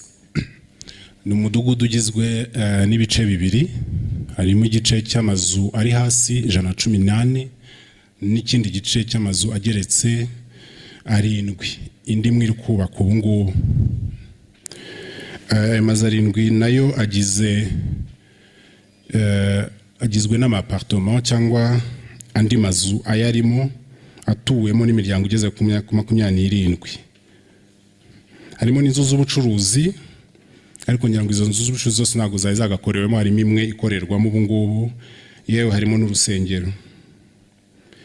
Mu bugenzuzi rero bwakozwe n'inzego zibifite mu nshingano ariko zinafatanije, hagaragaje ko muri ayo mazu ari hasi 114 harimo inzu 54 zigomba gusanwa. Ubwo ni ukubasenyera bakava muri ayo mazu. Ariko ikibazo gikomeye twakibonye mu mazu ageretse ayo mazu 7 ageretse ariyo afite ikibazo cy'imyubakire. Aba engineer iyo babirebye basanga harimo yo twita structural issues, ni kuvuga ibigendanye n'igikanka cy'inzu, ari za colonne aho inzu ihagaze, ari fondation, ari dalle, ku buryo ndetse muri rusange n'umudugudu ugasanga ufite ikibazo cyo kuyobora amazi agana aho yakagombye kujya yaramazi akoreshejwe mu rugo cyangwa se n'amazi y'imvura. Icyo kibazo rero kimaze kubaho n'ubugenzuzi bumaze gukorwa, twasanze hari ikigomba kwihutira gukorwa. Ndabivuga mu byiciro nka 2. Icyiciro cya mbere ni izo nzu zigeretse zifite imiryango ituyemo, imiryango igeze kuri 18 ikodesha n'abapangayi, n'imiryango 5 ituyemo ariko ari nabo banyiramazu. Harimo n'indi miryango 4 yo yamaze kuvamo mu minsi ishize, yango ni mezi nka 2 ashize, ariko nabwo byari kubera hari ibyo bibazo byari byatangiye kugaragara. Aha twari twanaganiye n'abaturage batuyemo kugira ngo turebe uburyo ki bimwe mu byavuye muri ubwo bugenzuzi byashyirwa mu bikorwa. Cyambere nuko tugomba kwihutira kurengera ubuzima bw'abaturage. Byamaze kugaragara ko batuye mu nzu zitakagombye kuba zituwemo kubera icyo kibazo cyagaragajwe n'ubwo bugenzuzi, bagashakirwa ahandi bimukira. Uwakodesha agenda akaba yajya no gukodesha ahandi, n'uwari utuyemo ayituyemo akaba yagira ahandi yajya gutura kugira ngo inzu zikosoke. Nka leta rero irebera n'abaturage, twafashe ingamba ko imiryango tuyifasha kwimuka ndetse tukayishakira naho yabicumbitse kuri cost zacu za leta ukwezi kumwe, kugira ngo babe bisuganya nk'abo b'abapangayi barebe ukundi kuntu babigenza. Turanakomeza gukurikirana ariko tunakorana mu biganiro twagiranye n'abanyiramazu batugaragarije ko harimo bari bafite inguzanyo n'ibigo by'imari. Birumvikana ugura inzu kenshi ukoresha loan ya bank kugira ngo dutangire tuganire n'amabanki hakorwe icyo twakwita loan restructuring, ni uburyo bafata inguzanyo bakaba bari uburyo bayigize inyuma mu gihe inzu zikiri gukosoka, kuko bamwe nibo banakuraga ubwishyu nk'abazikodesha. Ibyo biganiro nabyo turateganya kubitangira kandi twabimenyesheje n'abaturage bafitemo amazu bafite n'inguzanyo za banki. Ikindi tugomba gukora ni ukugira ngo enda buri wese hano yawe nakwibaza ati nyuma biragenda bite, no gukosora amazu, kuko ubugenzuzi bwakozwe buranatanga n'umurongo w'icyakorwa. Namyumvise. Buratanga umurongo w'icyakorwa, ba engineer bakabikosora, amaza kubakwa cyangwa gakosoka bundi bushya kugira ngo abe yujuje bwa buziranenge standards tugenderaho inzu zibe zaturwamo. Urumva igihe babikoreye? Saho gusa gukosora amazu ubu nibwo batangiye kujya kureba ibigomba gukosorwa. Nyuma yaho Kagame yavuze ati Dubai Dubai Dubai, ariko ibi ntabwo ari aho ikimenyetso si cyo gusa. Ni ryari City of Kigali ku press conference yakorewe na City ya Kigali, yakorewe kuri City of Kigali no kuri YouTube yayo niho nayikuye, YouTube channel ya City of Kigali. Murashobora kumbwira ko ni ryari mwakwibuka undi munsi bakoze press conference? Ibi byose ni kwa kundi gushaka gusasira amaguye n'amanyanga bakayaha legitimite, barangiza bagahemukira abantu. Bimuye abantu bagera ingo 50 na abana bagomba guhindura ishuri, akazi anibo wakoraga ahantu gungi ugiye gushaka inza ahandi hantu uzajya utega kabiri warategaga rimwe. Ibintu nk'ibyo ni nk'ibyo bari abanyamakuru b'u Rwanda babivugaga, barabivugaga neza cyane. Uretse ibindi ariko ibyo byo nibura bakoze analyse ijyanye n'injustice cyangwa se no kuguhubuka kw'izi nzego za leta. Ibitaro by'abana, baganga b'abana, ibintu byose utekereza bishobora gutuma ujya muri neighborhood runaka cyangwa se kuvayo ukajya ahandi, ibyo byose ukabigomba guhinduka.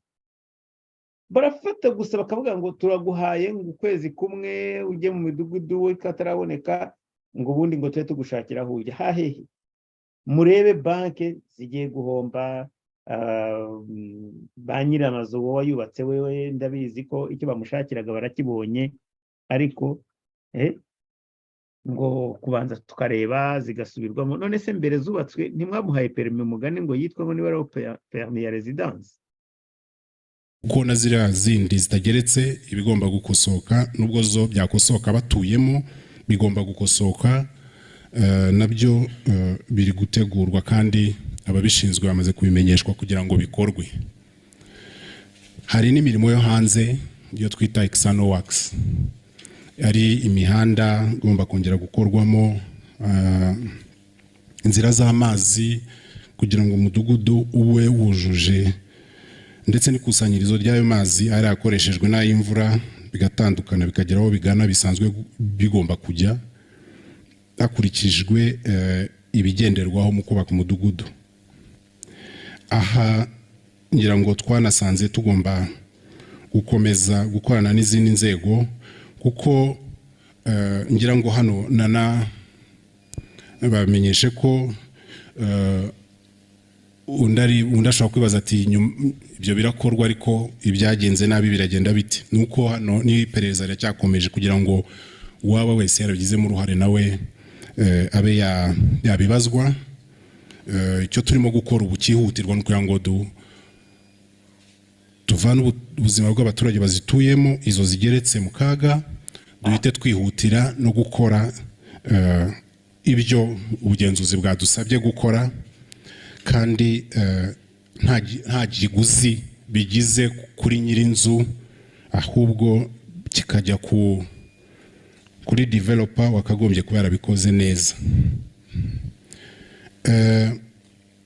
Kinena bagaragariza hano no kubera ko mu gukomeza gukora ibyo turasanga tugomba no kurebera hamwe uburyo ki twanakumira mu kurwana n'ibiza ariko no kugira ngo n'umuturage ajye ahabwa amakuru nuko ubu mu mujyi wa Kigali dufite imidugudu myinshi itandukanye. Isirakorwa ite, iruzuza ubuziranenge gute, umuturage aratanga amakuru gute, aragirwa inama gute kugira ngo na choice akora ibe igendeye ku byo yakagombye kumenya bitaza kuba ikibazo. Nagira ngo ngaruke ku kintu tumaze nanone kuba tuvuga muri iminsi kigendanye n'umutekano mu mujyi utekanye, tugikunda kubivuga no muri slogan yacu. Hari insoresore tumaze iminsi tubona ziteza umutekano muke hirya no hino, ariko mugenzi wanjye RPF ari bigaruka mu buryo wenda bunonosoye, ariko nagira ngo mbabwire ko ikibazo twagihagurukiye cyane cyane twibanda aho twita za hotspots, duhabwa amakuru n'abaturage nanabakangurira ko twakomeza gufatanya mu gukomeza kugira umujyi utekanye. Ariko aho ndagira ngo fande RPC aze kubigarukaho by'umwihariko kuko turabifatanya. Yari yavuze nanone ku butumwa twumvaga twashaka kugarukaho twageneye umunsi ni mu myiteguro y'abana bagiye gusubira ku ishuri, kugira ngo dufatanye dukoresheje nanone imikorere myiza n'itangazamakuru kugira ngo ikibazo cy'abana batishuri ari uruhare rwa mwarimu ku ishuri, ari uruhare rw'umubyeyi, ari uruhare rw'umuyobozi uri mu isibo no mu mudugudu rugaragare, kugira ngo tutagira abana dutakaza batajya kwitabira amashuri. Kandi gahunda y'uko umwana agomba kwiga yo turayizi, ndetse n'ibigenderwaho byose. Aha nukugira ngo twongere twibukiranye icyakorwa, ariko na ruhare rwa buri wese. Ahantu mbaga nasaba n'itangazamakuru kugira ngo dukomeze dufatanye dukangurira buri wese mu nshingano ze, yaba ari umubyeyi, yaba ari mwarimu, ndetse n'ubuyobozi bubegereye. Aha nanone iyo tugize umwana utishuri avamo wa wundi nyingira ngo uba uyu munsi ikibazo, ngo nahoze mbivuga, shobora kuvamo umusore cyangwa inkumi yateza umutekano muke kuri bagenzi be. Ngira ngo nsabe fande RPC minota mike avuge kuri kiriya kibazo nakomojeho. Murakoze. Aha ndeka mfate pause. Ibya Dubai murabyumvise, sinzi ko nkeneye no kongera kubisubira. Ni Ikinyarwanda, mwumvise aho byaturutse, twasubiye inyuma, wumvise buryo ba buildinze case kugeza ubwo babasenyeye bimuye abantu. Ingaruka zabyo, akarengane, abantu bagiye amabanki, misiyano. Ntabwo uzambwira ngo uyu muturage azajya gukomeza kwishyura inzu atabamo, ariko mu mategeko ubundi niko byagenda. Ariko noneho babaye forced eviction, nako yabaye forced eviction. Forced eviction ni leta yayikoze, yenda hari bazafata iyo responsibility, ntabwo tubizi, ariko ibyo ntacyo bibabwiye. Dubai we bazamuteza cyamunara, akantu kose n'inkoko n'ingurube n'urukwavu afite barujyane banki ibifatiye, kubera yuko amakuru aremeza neza. Nabonye ndetse narakunda avuga ati no atahubwo, sinzi ukundi yabisobanuye, ariko amakuru aremeza ko harimo bashaka umusqueezinga out muri iyi business, bagende bashyiramo shares asigare ari minorite, ariko ibyo ntabwo ngo yashoboye kubikora. Abandi bati yarabariye yari FPR, sinzi ukuntu umuntu ashobora kwirya, ariko kubera nyine imbaraga, ariko byose birashoboka. Mbere yuko twumva uyu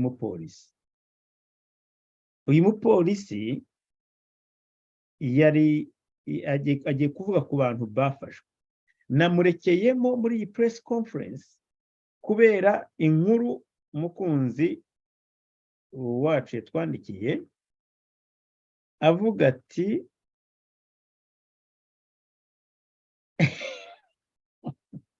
mbabare badusomeye iyi message narimo ngerageza kubagereza kuri ngerageza kubashira ngira ngo mbabwire umubare w'abana n'abafunzwe uko bangane, ariko umuntu udukurikiye live aranyandikiye avuga ati nyuma y'iyi nkuru, donc iyi press conference n'amazu ya Dubai, hari umuntu wakongera kugira icyizere inzu zubatswe n'ibifobagane mu mujyi wa Kigali? Of course ntawe, kubera yuko inzu itari ya Kagame ntabwo uri safe kuyituramo, ntabwo wayituramo, iyo itariye ntabwo bapfa kuyiguha, nako ntabwo baguha residence cyangwa se ngo uvuge ngo nzayibamo n'iminsi imyaka 10, ntibishoboka.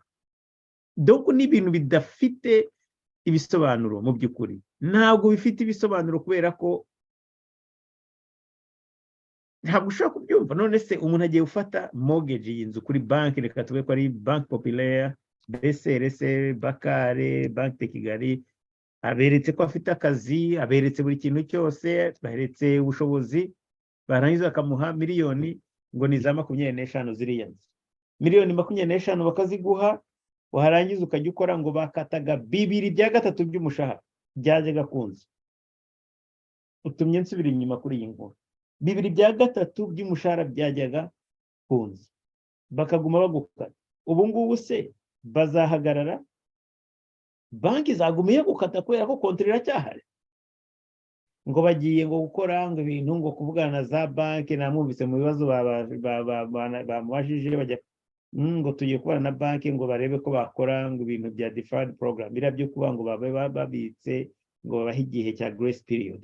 Ubukene buri mu gihugu cy'u Rwanda, grace period yo kuvuga ngo baberetse kukwishyuza. Mureke nkomeze iyi mpamvu mu mpamvu ngarutse kuri iyi nuko uwatwandikiye avuga ati bafashe urubyiruko mu gihe hafi cy'amezi 2 abantu 800 ngo babajura mu mujyi wa Kigali. Mubona ko yes mu mujyi wa Kigali, mbwira niba mu Rwanda mu mujyi umwe harimo abajura 800 cyangwa se donc urubyiruko, abantu bari hagati ya 20 na 30 niko bavuze, 20 na 30. Iyo nkuru iri ku kinyamakuru Bwiza. Niba koko bamaze gufata wisa, ibyo kandi byabaye babivuze nyuma yaho numviye ibi ngibi, inkuru nibwo yatangiye kumvikana ko bafite bagera kuri 100. Iyo ni batayo nini cyane, ni unity yuzuye ndetse irengeje average cyangwa se moyenne ya batayo. Ubundi bakunze kuvuga ko moyenne ya batayo ari 600, hagati ya 600 na aho ngaho. Iyo niyo average yayo, niyo moyenne. None 800, abantu 800 bafashwe muri aya mezi ngo n'abajura. Noneho kubera ko byanditswe ahangaha muri kinyamakuru cya Bwiza, ndagira ngo mwiyumvire contradiction cyangwa se mwumve uyu mupolisi ukuntu abivuga. Ariko mbere yuko mwumva uwo mupolisi, ndagira ngo nyine mwumve iyi nkuru y'abo bana 800 bafashwe. Muragira ngo abo bana bazasubira iwabo? Je doute. Mwumve uko bavuze ngo uyu mupolisi witwa Desire Gumira, kandi muramubona yicaye aho ngaho, mu kanya muraza kubona ifoto ye yicaye imbere ngaho, niwe mugiye kumubona avuga, niwe meya haye ijambo, akaba ari we ukuriye polisi mu mujyi wa Kigali. Ngo yemeje ko bafite urubyiruko hagati ya bari bafashwe mu myaka 20 na 30, imyaka bagera kuri 800 bagize uruhare mu bujura, batawe muri yombi mu mezi yarashize no mu mijyi hirya no hino, cyakora ngo mu gihugu mbabarire, abenshi muri bo ariko ngo bakaba ari abo mu mujyi wa Kigali. Ngo uyu muhiguje mu rwego rwo gusubiza umuhamagaro w'abaturage wo gukemura ibibazo by'ubujura bukomeje kwiyongera mu gihugu. Reka mwumve ishyano u Rwanda rwagushije.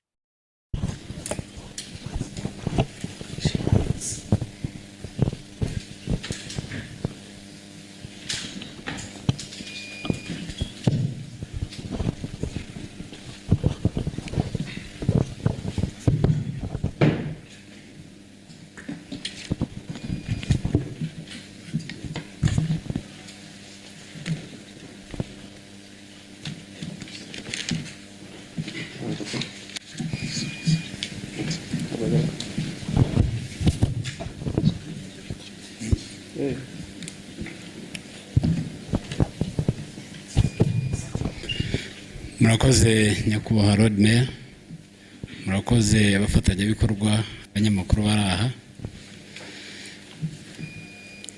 Turabashimira buri gihe kuko ikije cyose turagifatanya kandi akenshi bihita birangira bihita dusoza neza mu bufatanye bwacu. So nagira ngo nongere ku byo Lord Mayor yaravuze ku bibazo by'umutekano, mwagiye mubyumva ibyinshi abanyamakuru bagiye reporting ibyo tutamenye bakaduha amakuru. Tunabashimira ko muduha amakuru mukayaduhera ku gihe bikadufasha guhita dutabara abagize ibibazo. So ibyinshi nyakubahwa Lord Mayor yabivuze byose biraterwa no mu muryango aho dutuye.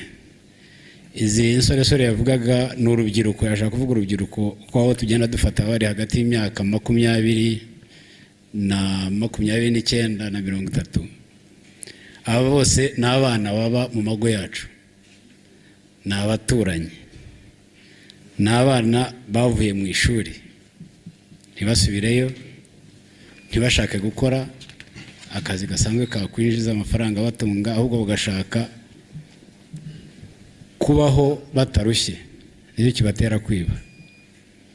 So byagiye bigaragara nidufatanya aho dutuye mu miryango yacu, umwana yataha saa 8 yasinze ukamubaza kudakora ayo mafaranga yakura yo kunywa inzoga, kuki utaha bwije. Niba ari aho muturanye akodesha mukabona urwo rubyiruko rutuye aho ntirukora ntirwiga, baraza basinze, baraza akenshi bateje umutekano kuko turabazi. Ujya kubona ikintu kibaye wajyaho urwo rubyiruko rwari rutuye cyangwa uwo mujura, ugasanga abantu bari bamuzi ngo dusanzwe tumuzi ngo tubona agenda agaruka. So icyo tubasaba nk'abaturage ba Kigali, inzego z'umutekano zo zirahari, turi tayari, ubushobozi turabufite n'ibikoresho. Icyo tubasaba gusa ni amakuru. Muduha amakuru, mutubwire abana batasubiye ku ishuri dufatanye n'ubuyobozi bw'ibanze basubireyo, mutubwire abakora ubusabirirwa mu bipangu bakagenda nimugoroba bakaza basinze, tubabaze turebe ibyo bakora koko. Icyo tubasaba cyane cyane ni ubufatanye. Mufate nomero za police stations begereye, icyo ubonye cyose kidasanzwe uduhamagare. Mufate telefone z'ubuyobozi bwa polisi mu nzego zose, zaba mu gitondo byaba nimugoroba, muduhamagare tubonye ibidasanzwe, tubonye ari urubyiruko ruba hangaha tutazi ibyo rukora, baza basinze birirwa baryamye bakagenda nijoro, hari abihisha mu bishanga kandi ducamo buri gihe tukababona, muduha ayo makuru. Naho ubundi icyo nabizeza, ubushobozi burahari, ibikoresho birahari, ubushake burahari, mudufashe gusa ibi ngibi nta gikomeye kirimo. Murakoze. Bamwumvise rero uyu nuko nababwiye, nagira ngo mwumve ahantu cyakora nakunze ikibazo cya Scovia yamaje ati se ibyo timudusobanure mu rurimi rw'ikinyarwanda neza, ubushobozi n'ubushake burahari, ibikoresho murabifite, bishatse kuvuga iki? Ibikoresho mufite birashaka kuvuga iki? C'est vrai? Ni amapingu ni iki? Umupolisi uza ubwira ati tufite ubushobozi n'ubushake n'ibikoresho. C'est quoi? Ni igiki yashaka kuvuga? Arwanyandikira arambwira ati na Kagame muri ya conference muri cya gihe cya FPR yaravuze ati dukeneye gusukura muri FPR. Teburi afite ibindi bintu yavugaga ati mwege ntimwabyumvise, ariko mu mujyi ati hari isuku, ntabwo ari isuku yavuga isanzwe, ibindi bintu barimo kuvuga. Ariko ibyo ni ibindi yambwiraga ntaho bihuriye nawe, ntaho bihuriye yenda n'ibyo uyu mupolisi arimo kuvuga. Ariko tekereza muri aya magambo ku muntu w'umujura bakeneye gusa amapingu mu minsi yashize mwarabyumvise ko basigaye bavuga yuko ngo basigaye barasa abantu bavuga ngo bashikuje amatelefone n'ibindi. Ingorane mwabazaniye impamvu zituma bashikuza ibyo byose nta nubwo mubanza no kubireba. Mureke rero tuyirangije mwumve muri closing cyangwa ifunga uko buryo bayifunze biteye isoni. Mwumve ibintu bavuze uyu muntu wayifungaga cyangwa se wafunze iyi press conference. Abo dufatanyije hano mufashe dushimire ibisobanuro byiza n'ikiganiro cyiza gihumuriza abayobozi. Ikiganiro cyiza gihumuriza mu byo mwumvise mumbwira ikintu ikiganiro gihumuriza kirimo. Ari abasenyewe, ari abavanywe mu nzu, ari ba Dubai, ari abakoresha inzu za Dubai, ari n'aba bapolisi bavuga ko bafite ibishobozi n'ibindi. Ninde ushobora kumbwira ko ninde ushobora kuvuga ko hari ijambo rihumuriza muri ibi bintu mwumvise? Please. Turabashimiye ibintu. One second. Reka tumwumve mwongere mwumve. Yenda mwabimisinze. Ikirimo murakoze. Murakoze. Nagira ngo abo dufatanyije hano mufashe dushimire ibisobanuro byiza n'ikiganiro cyiza gihumuriza abayobozi bacu batugejejeho. Muri aya mabwiriza agenga imyubakire ngiye rero mumbwire tagenze gutyo usanga habagiye mumbwire namwe mumbwire uko guhumuriza niba iyi ariyo disikuru ihumuriza. Mumbwire izindi zimeze gute, zitera ubwoba zimeze zite, izihahamura zimeze zite. Seriousement mumbwire ukuntu umunyarwanda yajya imbere akavuga ngo ashimiye inkuru nk'iyi ngiyi kuko ngo ihumuriza cyangwa idisikuru ko ihumuriza. Ni ikigaragaza ko twapfuye amagara. Abanyarwanda bapfuye amagara barashize. Finito kabisa umugani. Unbelievable. Ariko nkuko nabibasezeraniye ari umukunzi wacu yarambwiye ngo nzabashare nako tuzaganire ngo ibi bintu ngo bikwiriye guhagarara. Ariko mbere yuko ndeba niba hari na message zanyu ndi buze gusoma, reka mbanze mbashyireho aka video gato ko amasaha arageze. Yenda saa saba ndaba mu by'ukuri coje. Reka nsome yenda mpereye hasi kugira ngo iziza nyuma ubwo baraza kunyihanganira. Share screen murebe iyi video y'urubyiruko rw'itorero ry'Abadventiste. Ni aka video kagaraye kuyitwa Mashariki TV. Berekanaga urubyiruko rw'Abadventiste ngo barimo bizihiza kwikukira ku Burundi mu myaka 58. Ariko uyu mukuzi wacu yaravuze ati ni umumemba wacu wakadasohoka ngaha kuri East African Day. Aravuga ati ibi bintu rwose byo kumilitariza insengero n'ibindi bizagarukira hehe. Ariko murebe icyo yavugaga.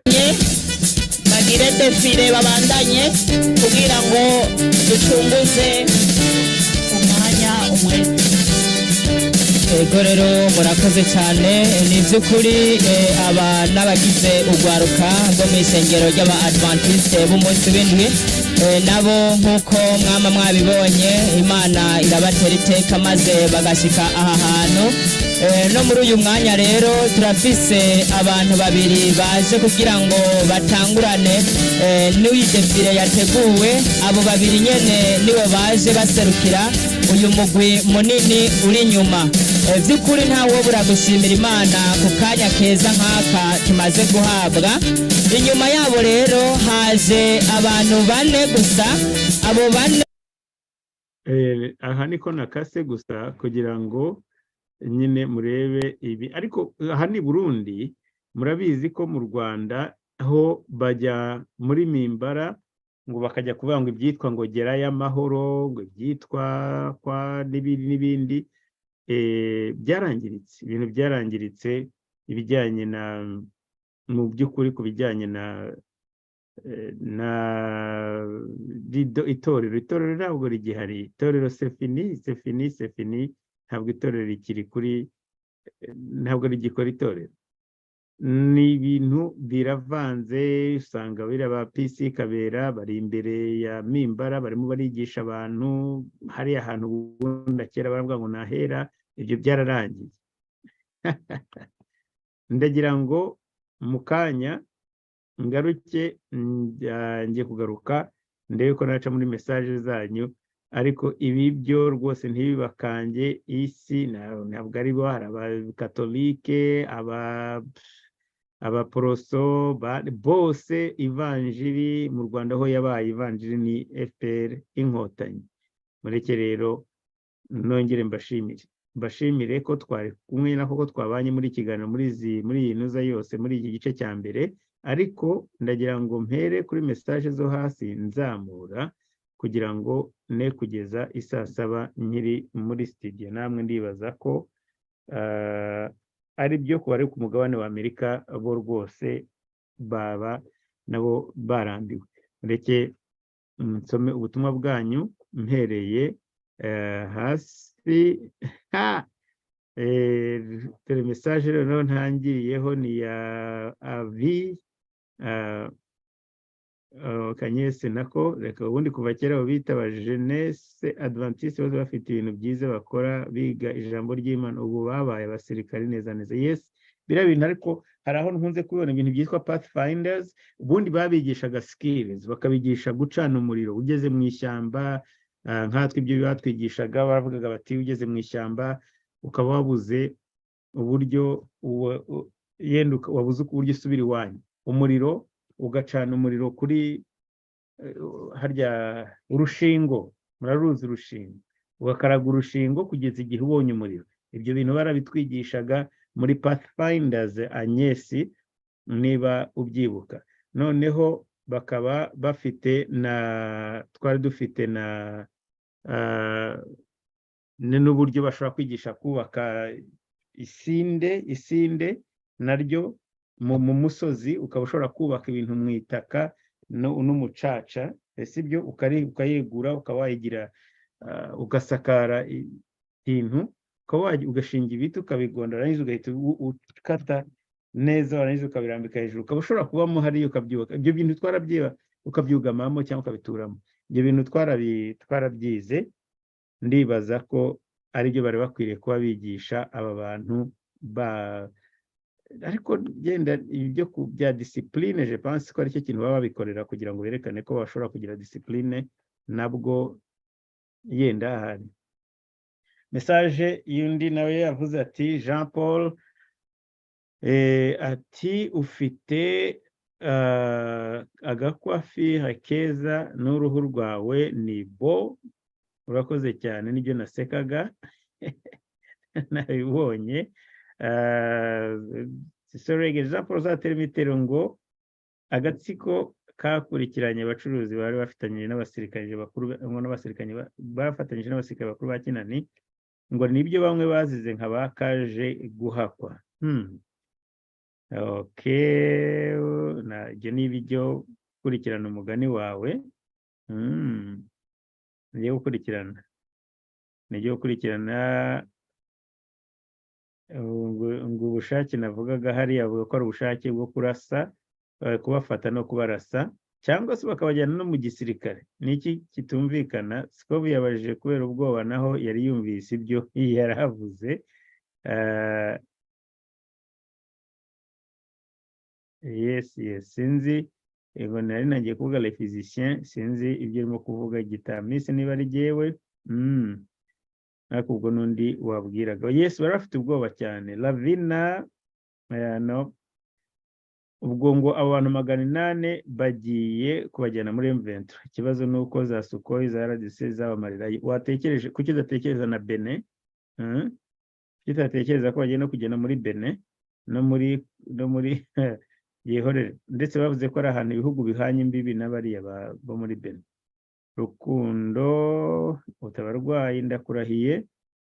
Black Lives Matter uti muri make agatsiko kiraye mu baturage karabivuga ngo kabone ugafata abasore kajyana mu gisirikare cya FPR, we warenze hano. Ariko Black Lives Matter ngewe uzi ko aha hari ibintu bimwe ntanatinzeho cyangwa ntavuze.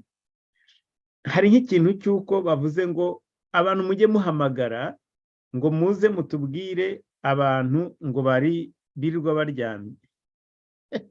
Ese biriya bintu ko mutabitinzeho mwe, kuki mutatinze kuri kiriya kintu cyo kuvuga ngo abantu baze ngo bajye bafata abantu ngo biriwe baryamye, ngo baryamye, ngo mujye mudutelefona mvuge ngo uyu muntu ngo yirwa agiye n'akazi. Ni ukuvuga ngo ngewe ndamutse nkanjye Jean Paul, ndamutse fashe nk'umuntu nkamugurira inzoga 2-3 mu cyumweru, iyo ni problem.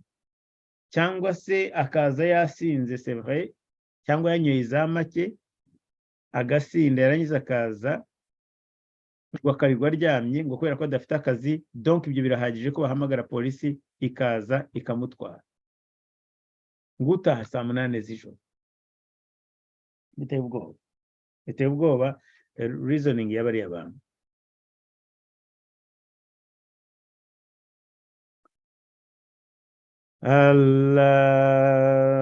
Vina ndabona bafite fan benshi baya mu katiriki se nahunge abasigira ibyo byondo byabo ngo ngwiki ajya ubu ngubu se.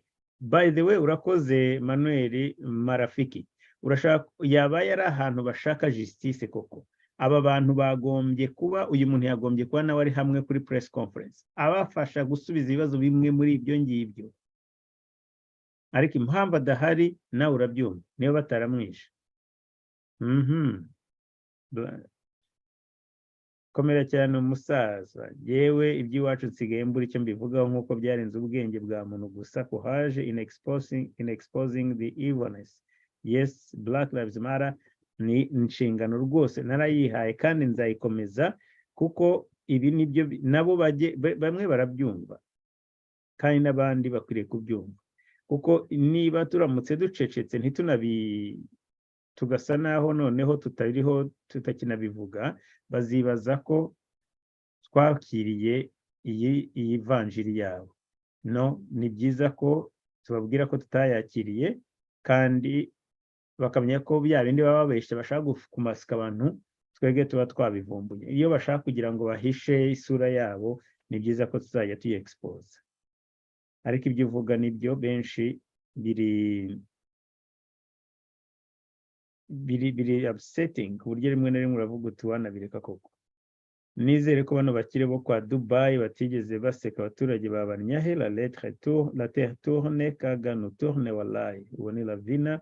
Nahoze mbitekereza ko ndiho nshaka kuyita titre y'ikiganiro, nshaka kuvuga ko ari indi Kangondo, ariko nsanga hari inkuru iri ishosho iri ishyushye ya Congo.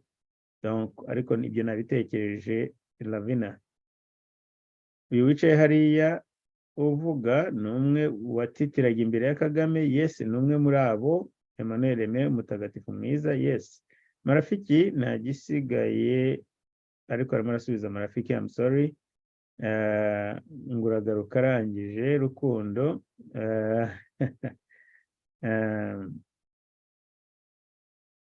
Ngo mbega umugabo arahura n'igihombo we. I know, amazu 50. Tekereza abantu bakodeshaga 50 bose bagiye kubimura.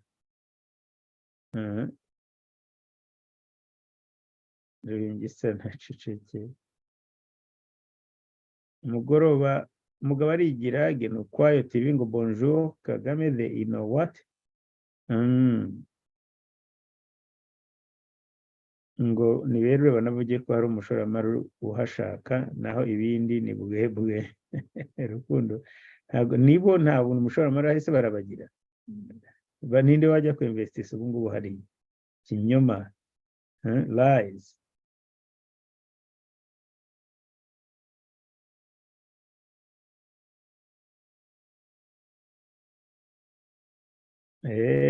Niwe bitaro bigize umukuru w'ifobagane mu murwa mukuru.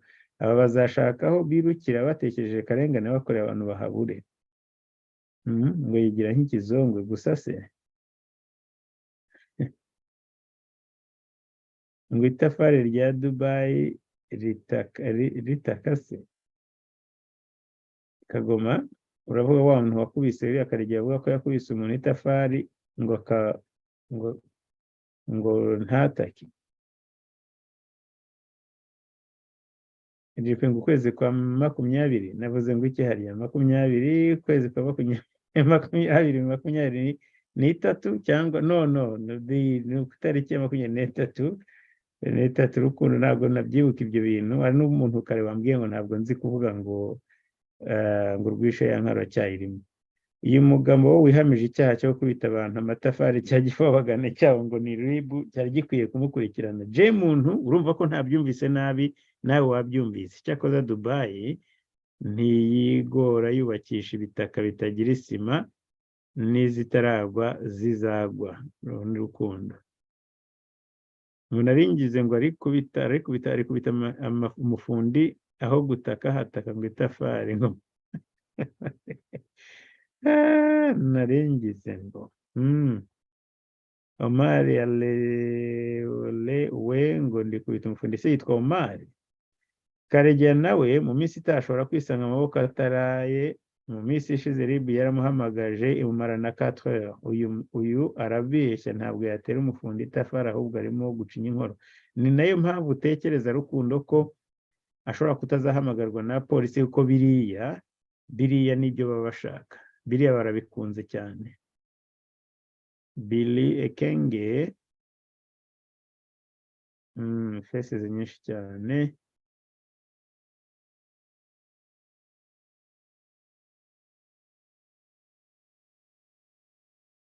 Bahati Innocent ntawari ngo mbe ndakeka ko ni byibisubizemo kuko nari kubisubiramo n'inshuro nyinshi cyane n'inshuro 10 Kagoma Igo ndabona bandikirwa reka Paul we wa Dubai umudunde kabisa yari abaturage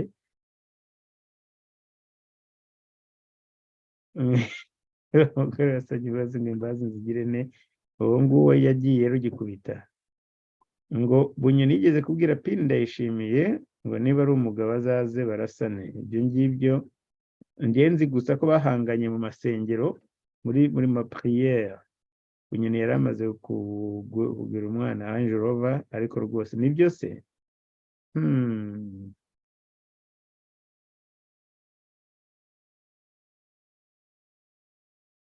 Innocent bamwirukanye mu mirimo naho undi barimo kumukoraho itohoza cyo ko bamutorokeshe nizere ko batamwishe pe abirabura bazapfa bicana koko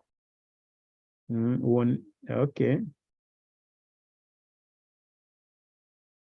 ngo ihunga rya Bunyoni riba yari ukuri navuga ko neva ari igisekeramwanzi yes wayabira yahunze byarangiye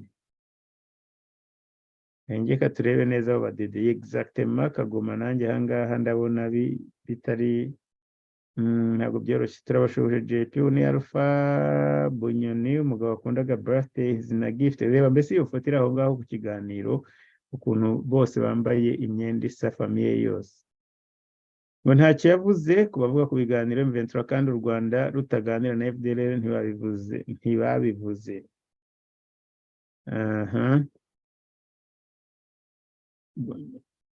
ngo Bunywazo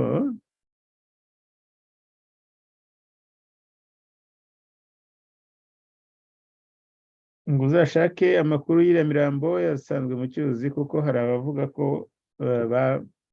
batangiye kubura abana babo abandi bakaba ko bafungiye babafunguje nijoro bakabatwara birakeka ko ari barashwe bakajugunywa nabyo birashoboka cyane Jean Paul Siminya avuga Teta kubiswa ahubwo ni imihini na Kagame by the way Kagame ntabwo avuga ibwami ntibakamurekere cyakoza nyina wabo yari umwamikazi biriya bindi bamubeshya nawe arabizi ko ngo atari byo ariko se buriya ntibibarwa ko ari muri kuko ari mu barami b'umwami buriya ntibibarwa ko ashobora kuba yari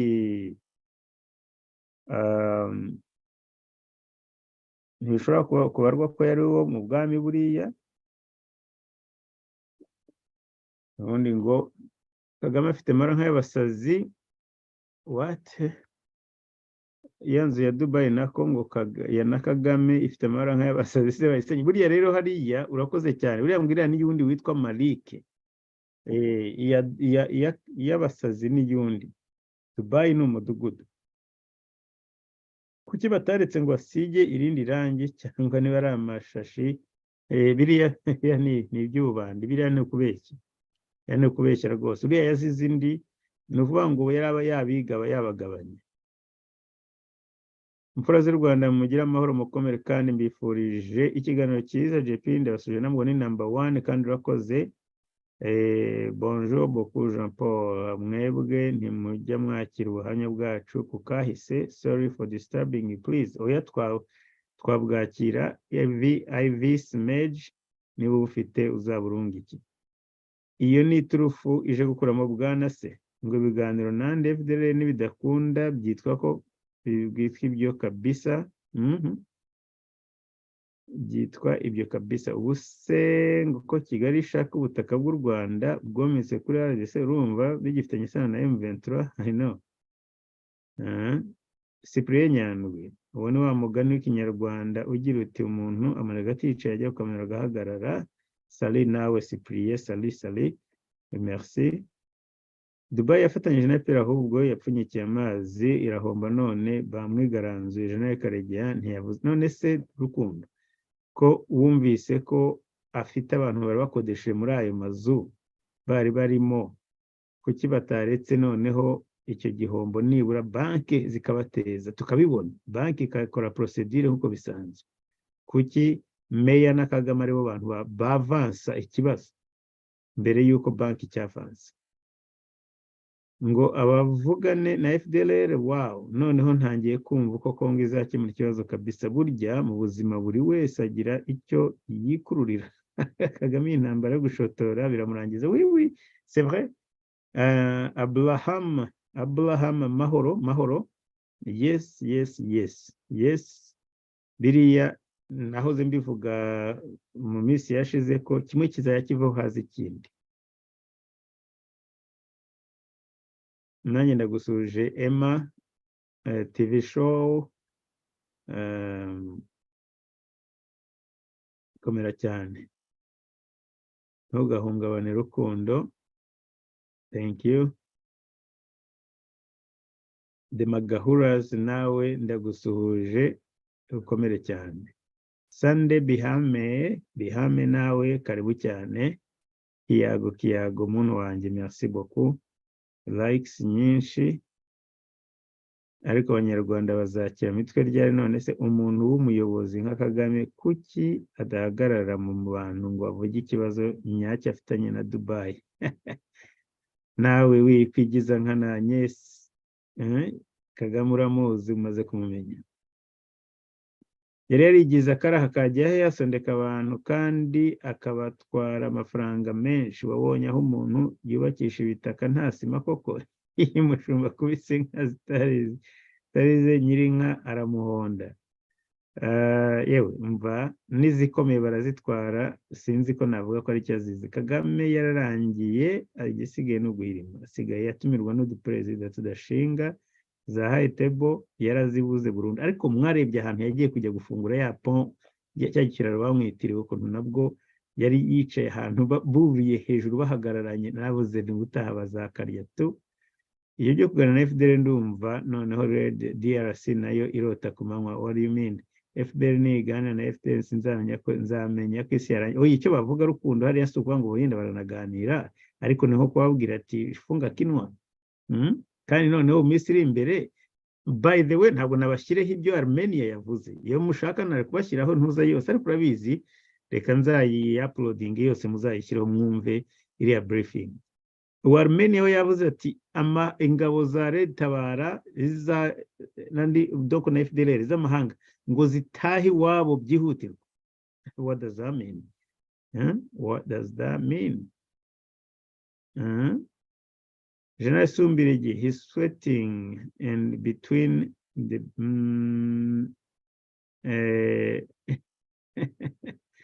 barimo rabiri ibyuya nyine. Komera cyane. Hanyuma Manuel Marafiki nawe komera rwose. Sage homme, mureke kuturangaza mugora ibintu bya Kajuga ngaho. Kajuga jate kandi none mukagenda. Ibintu ntabyo nabonye bya Kajuga. ntabyo nabonye ariko ubwo uza ahantu wabikuye.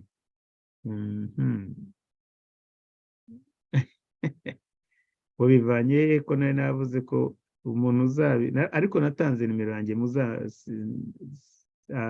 Zefani azaze tubiganireho, naho ibyo ngibyo sinzi aho bivuye, sinzi ahantu biza, ni wowe ubizanye icyakora.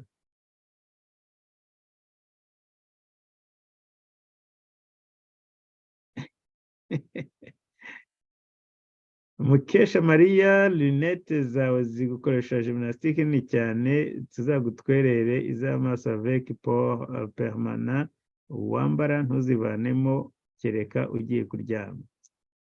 Umva Mukesha Maria nanga marinette ntago nyakunda, kandi umuganga wanjye yarambwiye ngo ampengayo ahangaha hejuru babona ureberamo, kubera ko giye ayo gusoma niyo nkeneye gusa, noneho hasi bashyiraho ayo gusoma, hejuru hawe hari clair, ariko kubera ko ngomba kuguma mbyambaye urumva byarananiye rwose. So ariko njya kuyigurira ayo gusoma nkayakuramo, buriya ngira nka menshi cyane hano hose, ariko simbizi ko nakubwira. Urakoze gusa kuri offre, nihagera nzahita mbitabaza. BC Luvantima TV, TV yawe iransetsa cyane, nawe karibu kandi ndagusuje nanjye. Yes Kagoma yarakimbiye Bunyoni niko bavuga. Gifofamanga u Rwanda rurakitwaza agakingirizo bita jenoside, ngo bavuze FDLR ngo namagame ateye isoni. Byize Jean Paul n'Igifofamanga. Bunyoni ese ko ejo yari avuze ko ari mu Rwanda, abandi ngo ari Tanzania. Hari abavuze ngo ari mu Rwanda ari Tanzania. Yes, nanjye niko bavuze, ariko by'u Rwanda nabyangiriye, ariko uyu munsi abantu bambwiye ati birashoboka cyane, nabyo ngo byashoboka. Reka turebe. Umwana w'ibinyamakuru byo hanze bikaba bivuga ko yazimiye, ubwo ibyo ni ibiki koko? Mu kanya aho mbonye bamubika ngo rest in peace, simbizi, njye byose turaza kubimenya. Compliance, when was that? General Sumbirigi.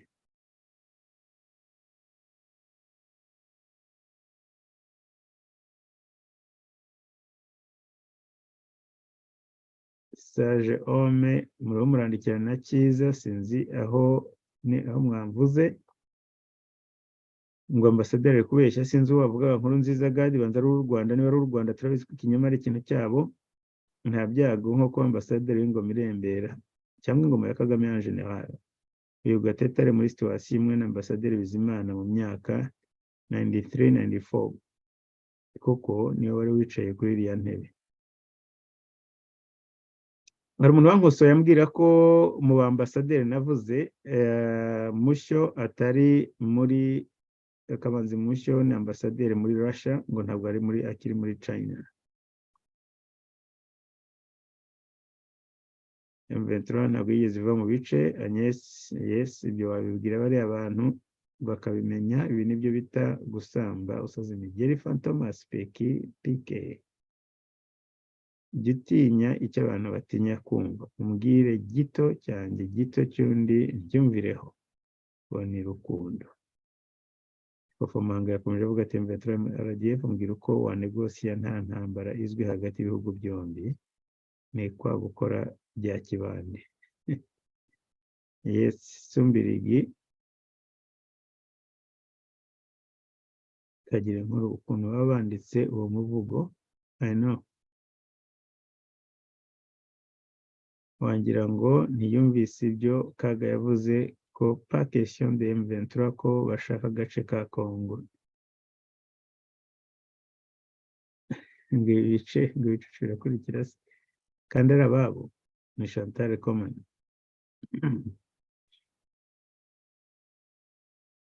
Kuva kera bavuze ko badakorana na M23, nibyo ahomba guye gusa aho kuvuga security yo mu gihugu cye. Ni Chantal Komani Sevray. Kuva kera bavuze ko badakorana, nibyo barabihakanye, none ubu niwe atangiye ku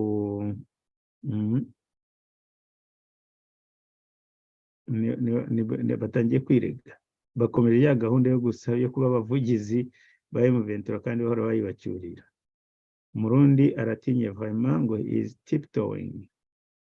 Kagoma yumvise ndabyumvise ibyo urimo kuvuga ni yasuvuga ko akoresha diplomasi nyinshi cyane. Nyumvirizo ndamutso zose Kagoma iyo ni protocol none wabigenza ute? Kimesana cyambaje kikanantungura uyu munsi ukuntu Dr Kanimba wiganye abadokiteri bamwatatse ngo yabasebeje gusabiriza kuri channels ebyiri nabaje nuko ngo no kwishyura inzu bimugora. Abadokiteri se none ko batamufashe barashaka kuvuga iki? Terega nagatindika barebe we ubwo yivugiye ko FDLR byarangiye sinzira ayo marira yabo aho yamagara y'ingona yabo avaje n'isumbirigi. Ndabona uyu musaza wo muri DRC muri yene ahagaze neza asobanura ibyazi mu mazina yabyo neza. Guma muzehe wacu kabisa mukomere ku gihugu. Oya ahubwo na gatete bagombye no kumukura hari bakavuga bati we kuki bagukaranze hariya bakakurega ibyaha byose watsinzwe argument. Nzaba ndeba amaherezo y'intambara hagati y'ifomangije agatsiko na Tete Pen bacisikiti. Harimo akantu. This man deserves an award. Bonije nasumbiye iravuga uriya mukongomani biye gusomera ku meza biranze agiye kwinjira mu rupapuro bisome neza. Yes Kagoma mu kabati. Agatsiko amateshwa ngo agatsiko amateshwa Paul Kagame yivugiye ikotoni aragasiga mu kaga ndakaba inkorora ngo umanika agati wicaye. Exactement babikoze batazi ingaruka bafite cyangwa se ingaruka biriya bintu bifite.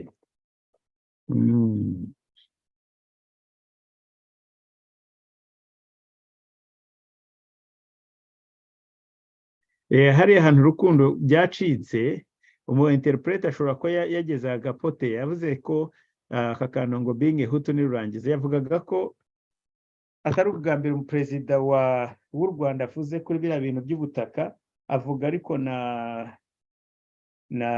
na Bizimungu ko nabyumvise avuga ko na Bizimungu pasteur ariko ati nk'umuhutu tarafite power ibintu nk'ibyo ngo umuntu muri minorite mbese ko ari umuntu tarafite power kubera ko yari umuhutu.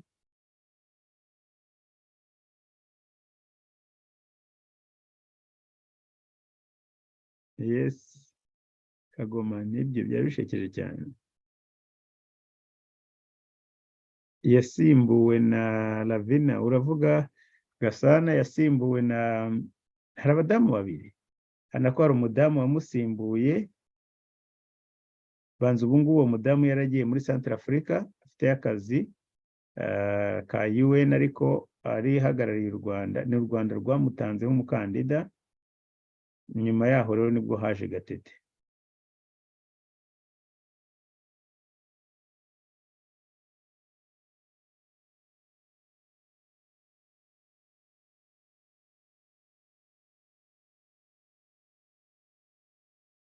Basekeje cyane Lavina ati nawe azikurira ko mbona uyu musaza abambwiriye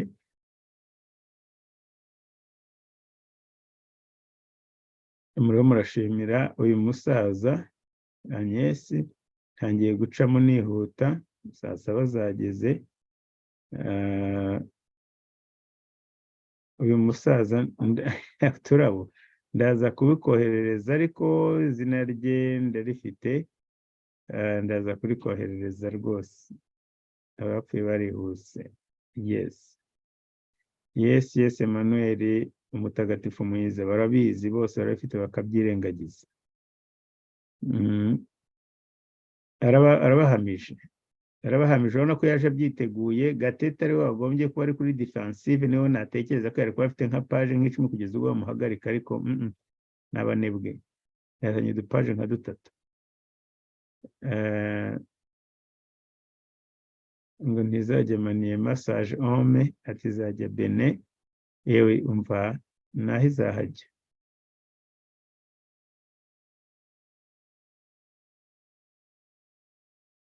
niba ari abakongomani bajyana iyo gihera rwose bavane ku mupaka. Nibyo rukundo. Uti ntabwo baramubeshya, ntabwo avuka ibwami, si iminyafu gatakusa ahubwo ni imihini. Ndabona ngeze kuri za message nahereyeho hanyuma.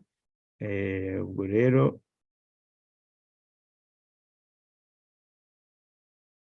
Umugisha Ben nawe ndagusuhuje cyane kandi ndagushimiye kuri compliment.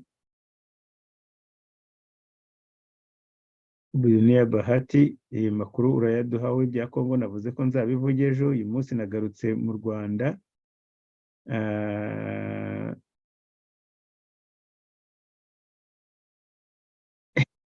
Bonagana Kwetu TV, iyo observation yawe niyo nanjye nayikoze. Bagiraga ngo amuhonda muzinga zingire ngo nugukubita umuntu uri mu kabwega muri mu kadeyi. Banze twebwe barabyita ngo nakabwega.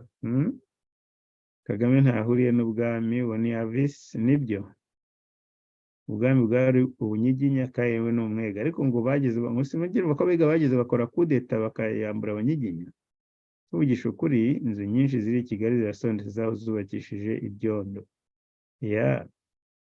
No barabisenye. Hari ibintu umuntu ashobora gutegura ikiganiro kumva ikinyoma cyose ukagikubita hamwe ukabishyira muri audio imwe, ariko umwanya nawo ntawo, kandi nta muntu ugikeneye kujya gusa nk'aho ari preuve tujyana mu rukiko kwerekana ko Kagame abeshya. No, ibimenyetso turabifite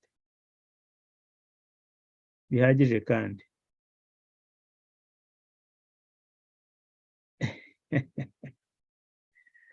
ngo kagasaza ni Jean Paul karasaza nabi, ngo urabona wowe hari icyo bazamarira u Rwanda. None se kumara u Rwanda ni ukugira gute?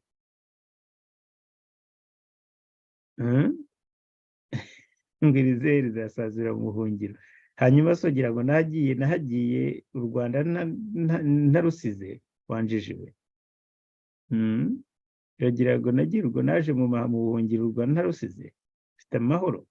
Ni mwe mutayafite wumva kuza gutukana hejuru kugira ngo uze kureba ko bakureba neza. Ubuzima ntabwo nabushobora gihe byarananiye.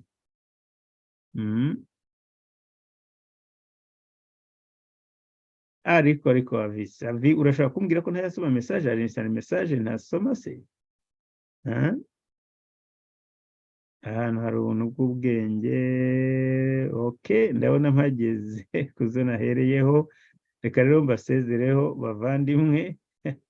Ariko uragishe cyane witwa ngo ni witwa ninde uriya Gakunzi Fred. Bariya bahamiriza ibifobagane byo guhamiza kwirirwa muhamiriza ryakazi ntabwo nagashobora rwose.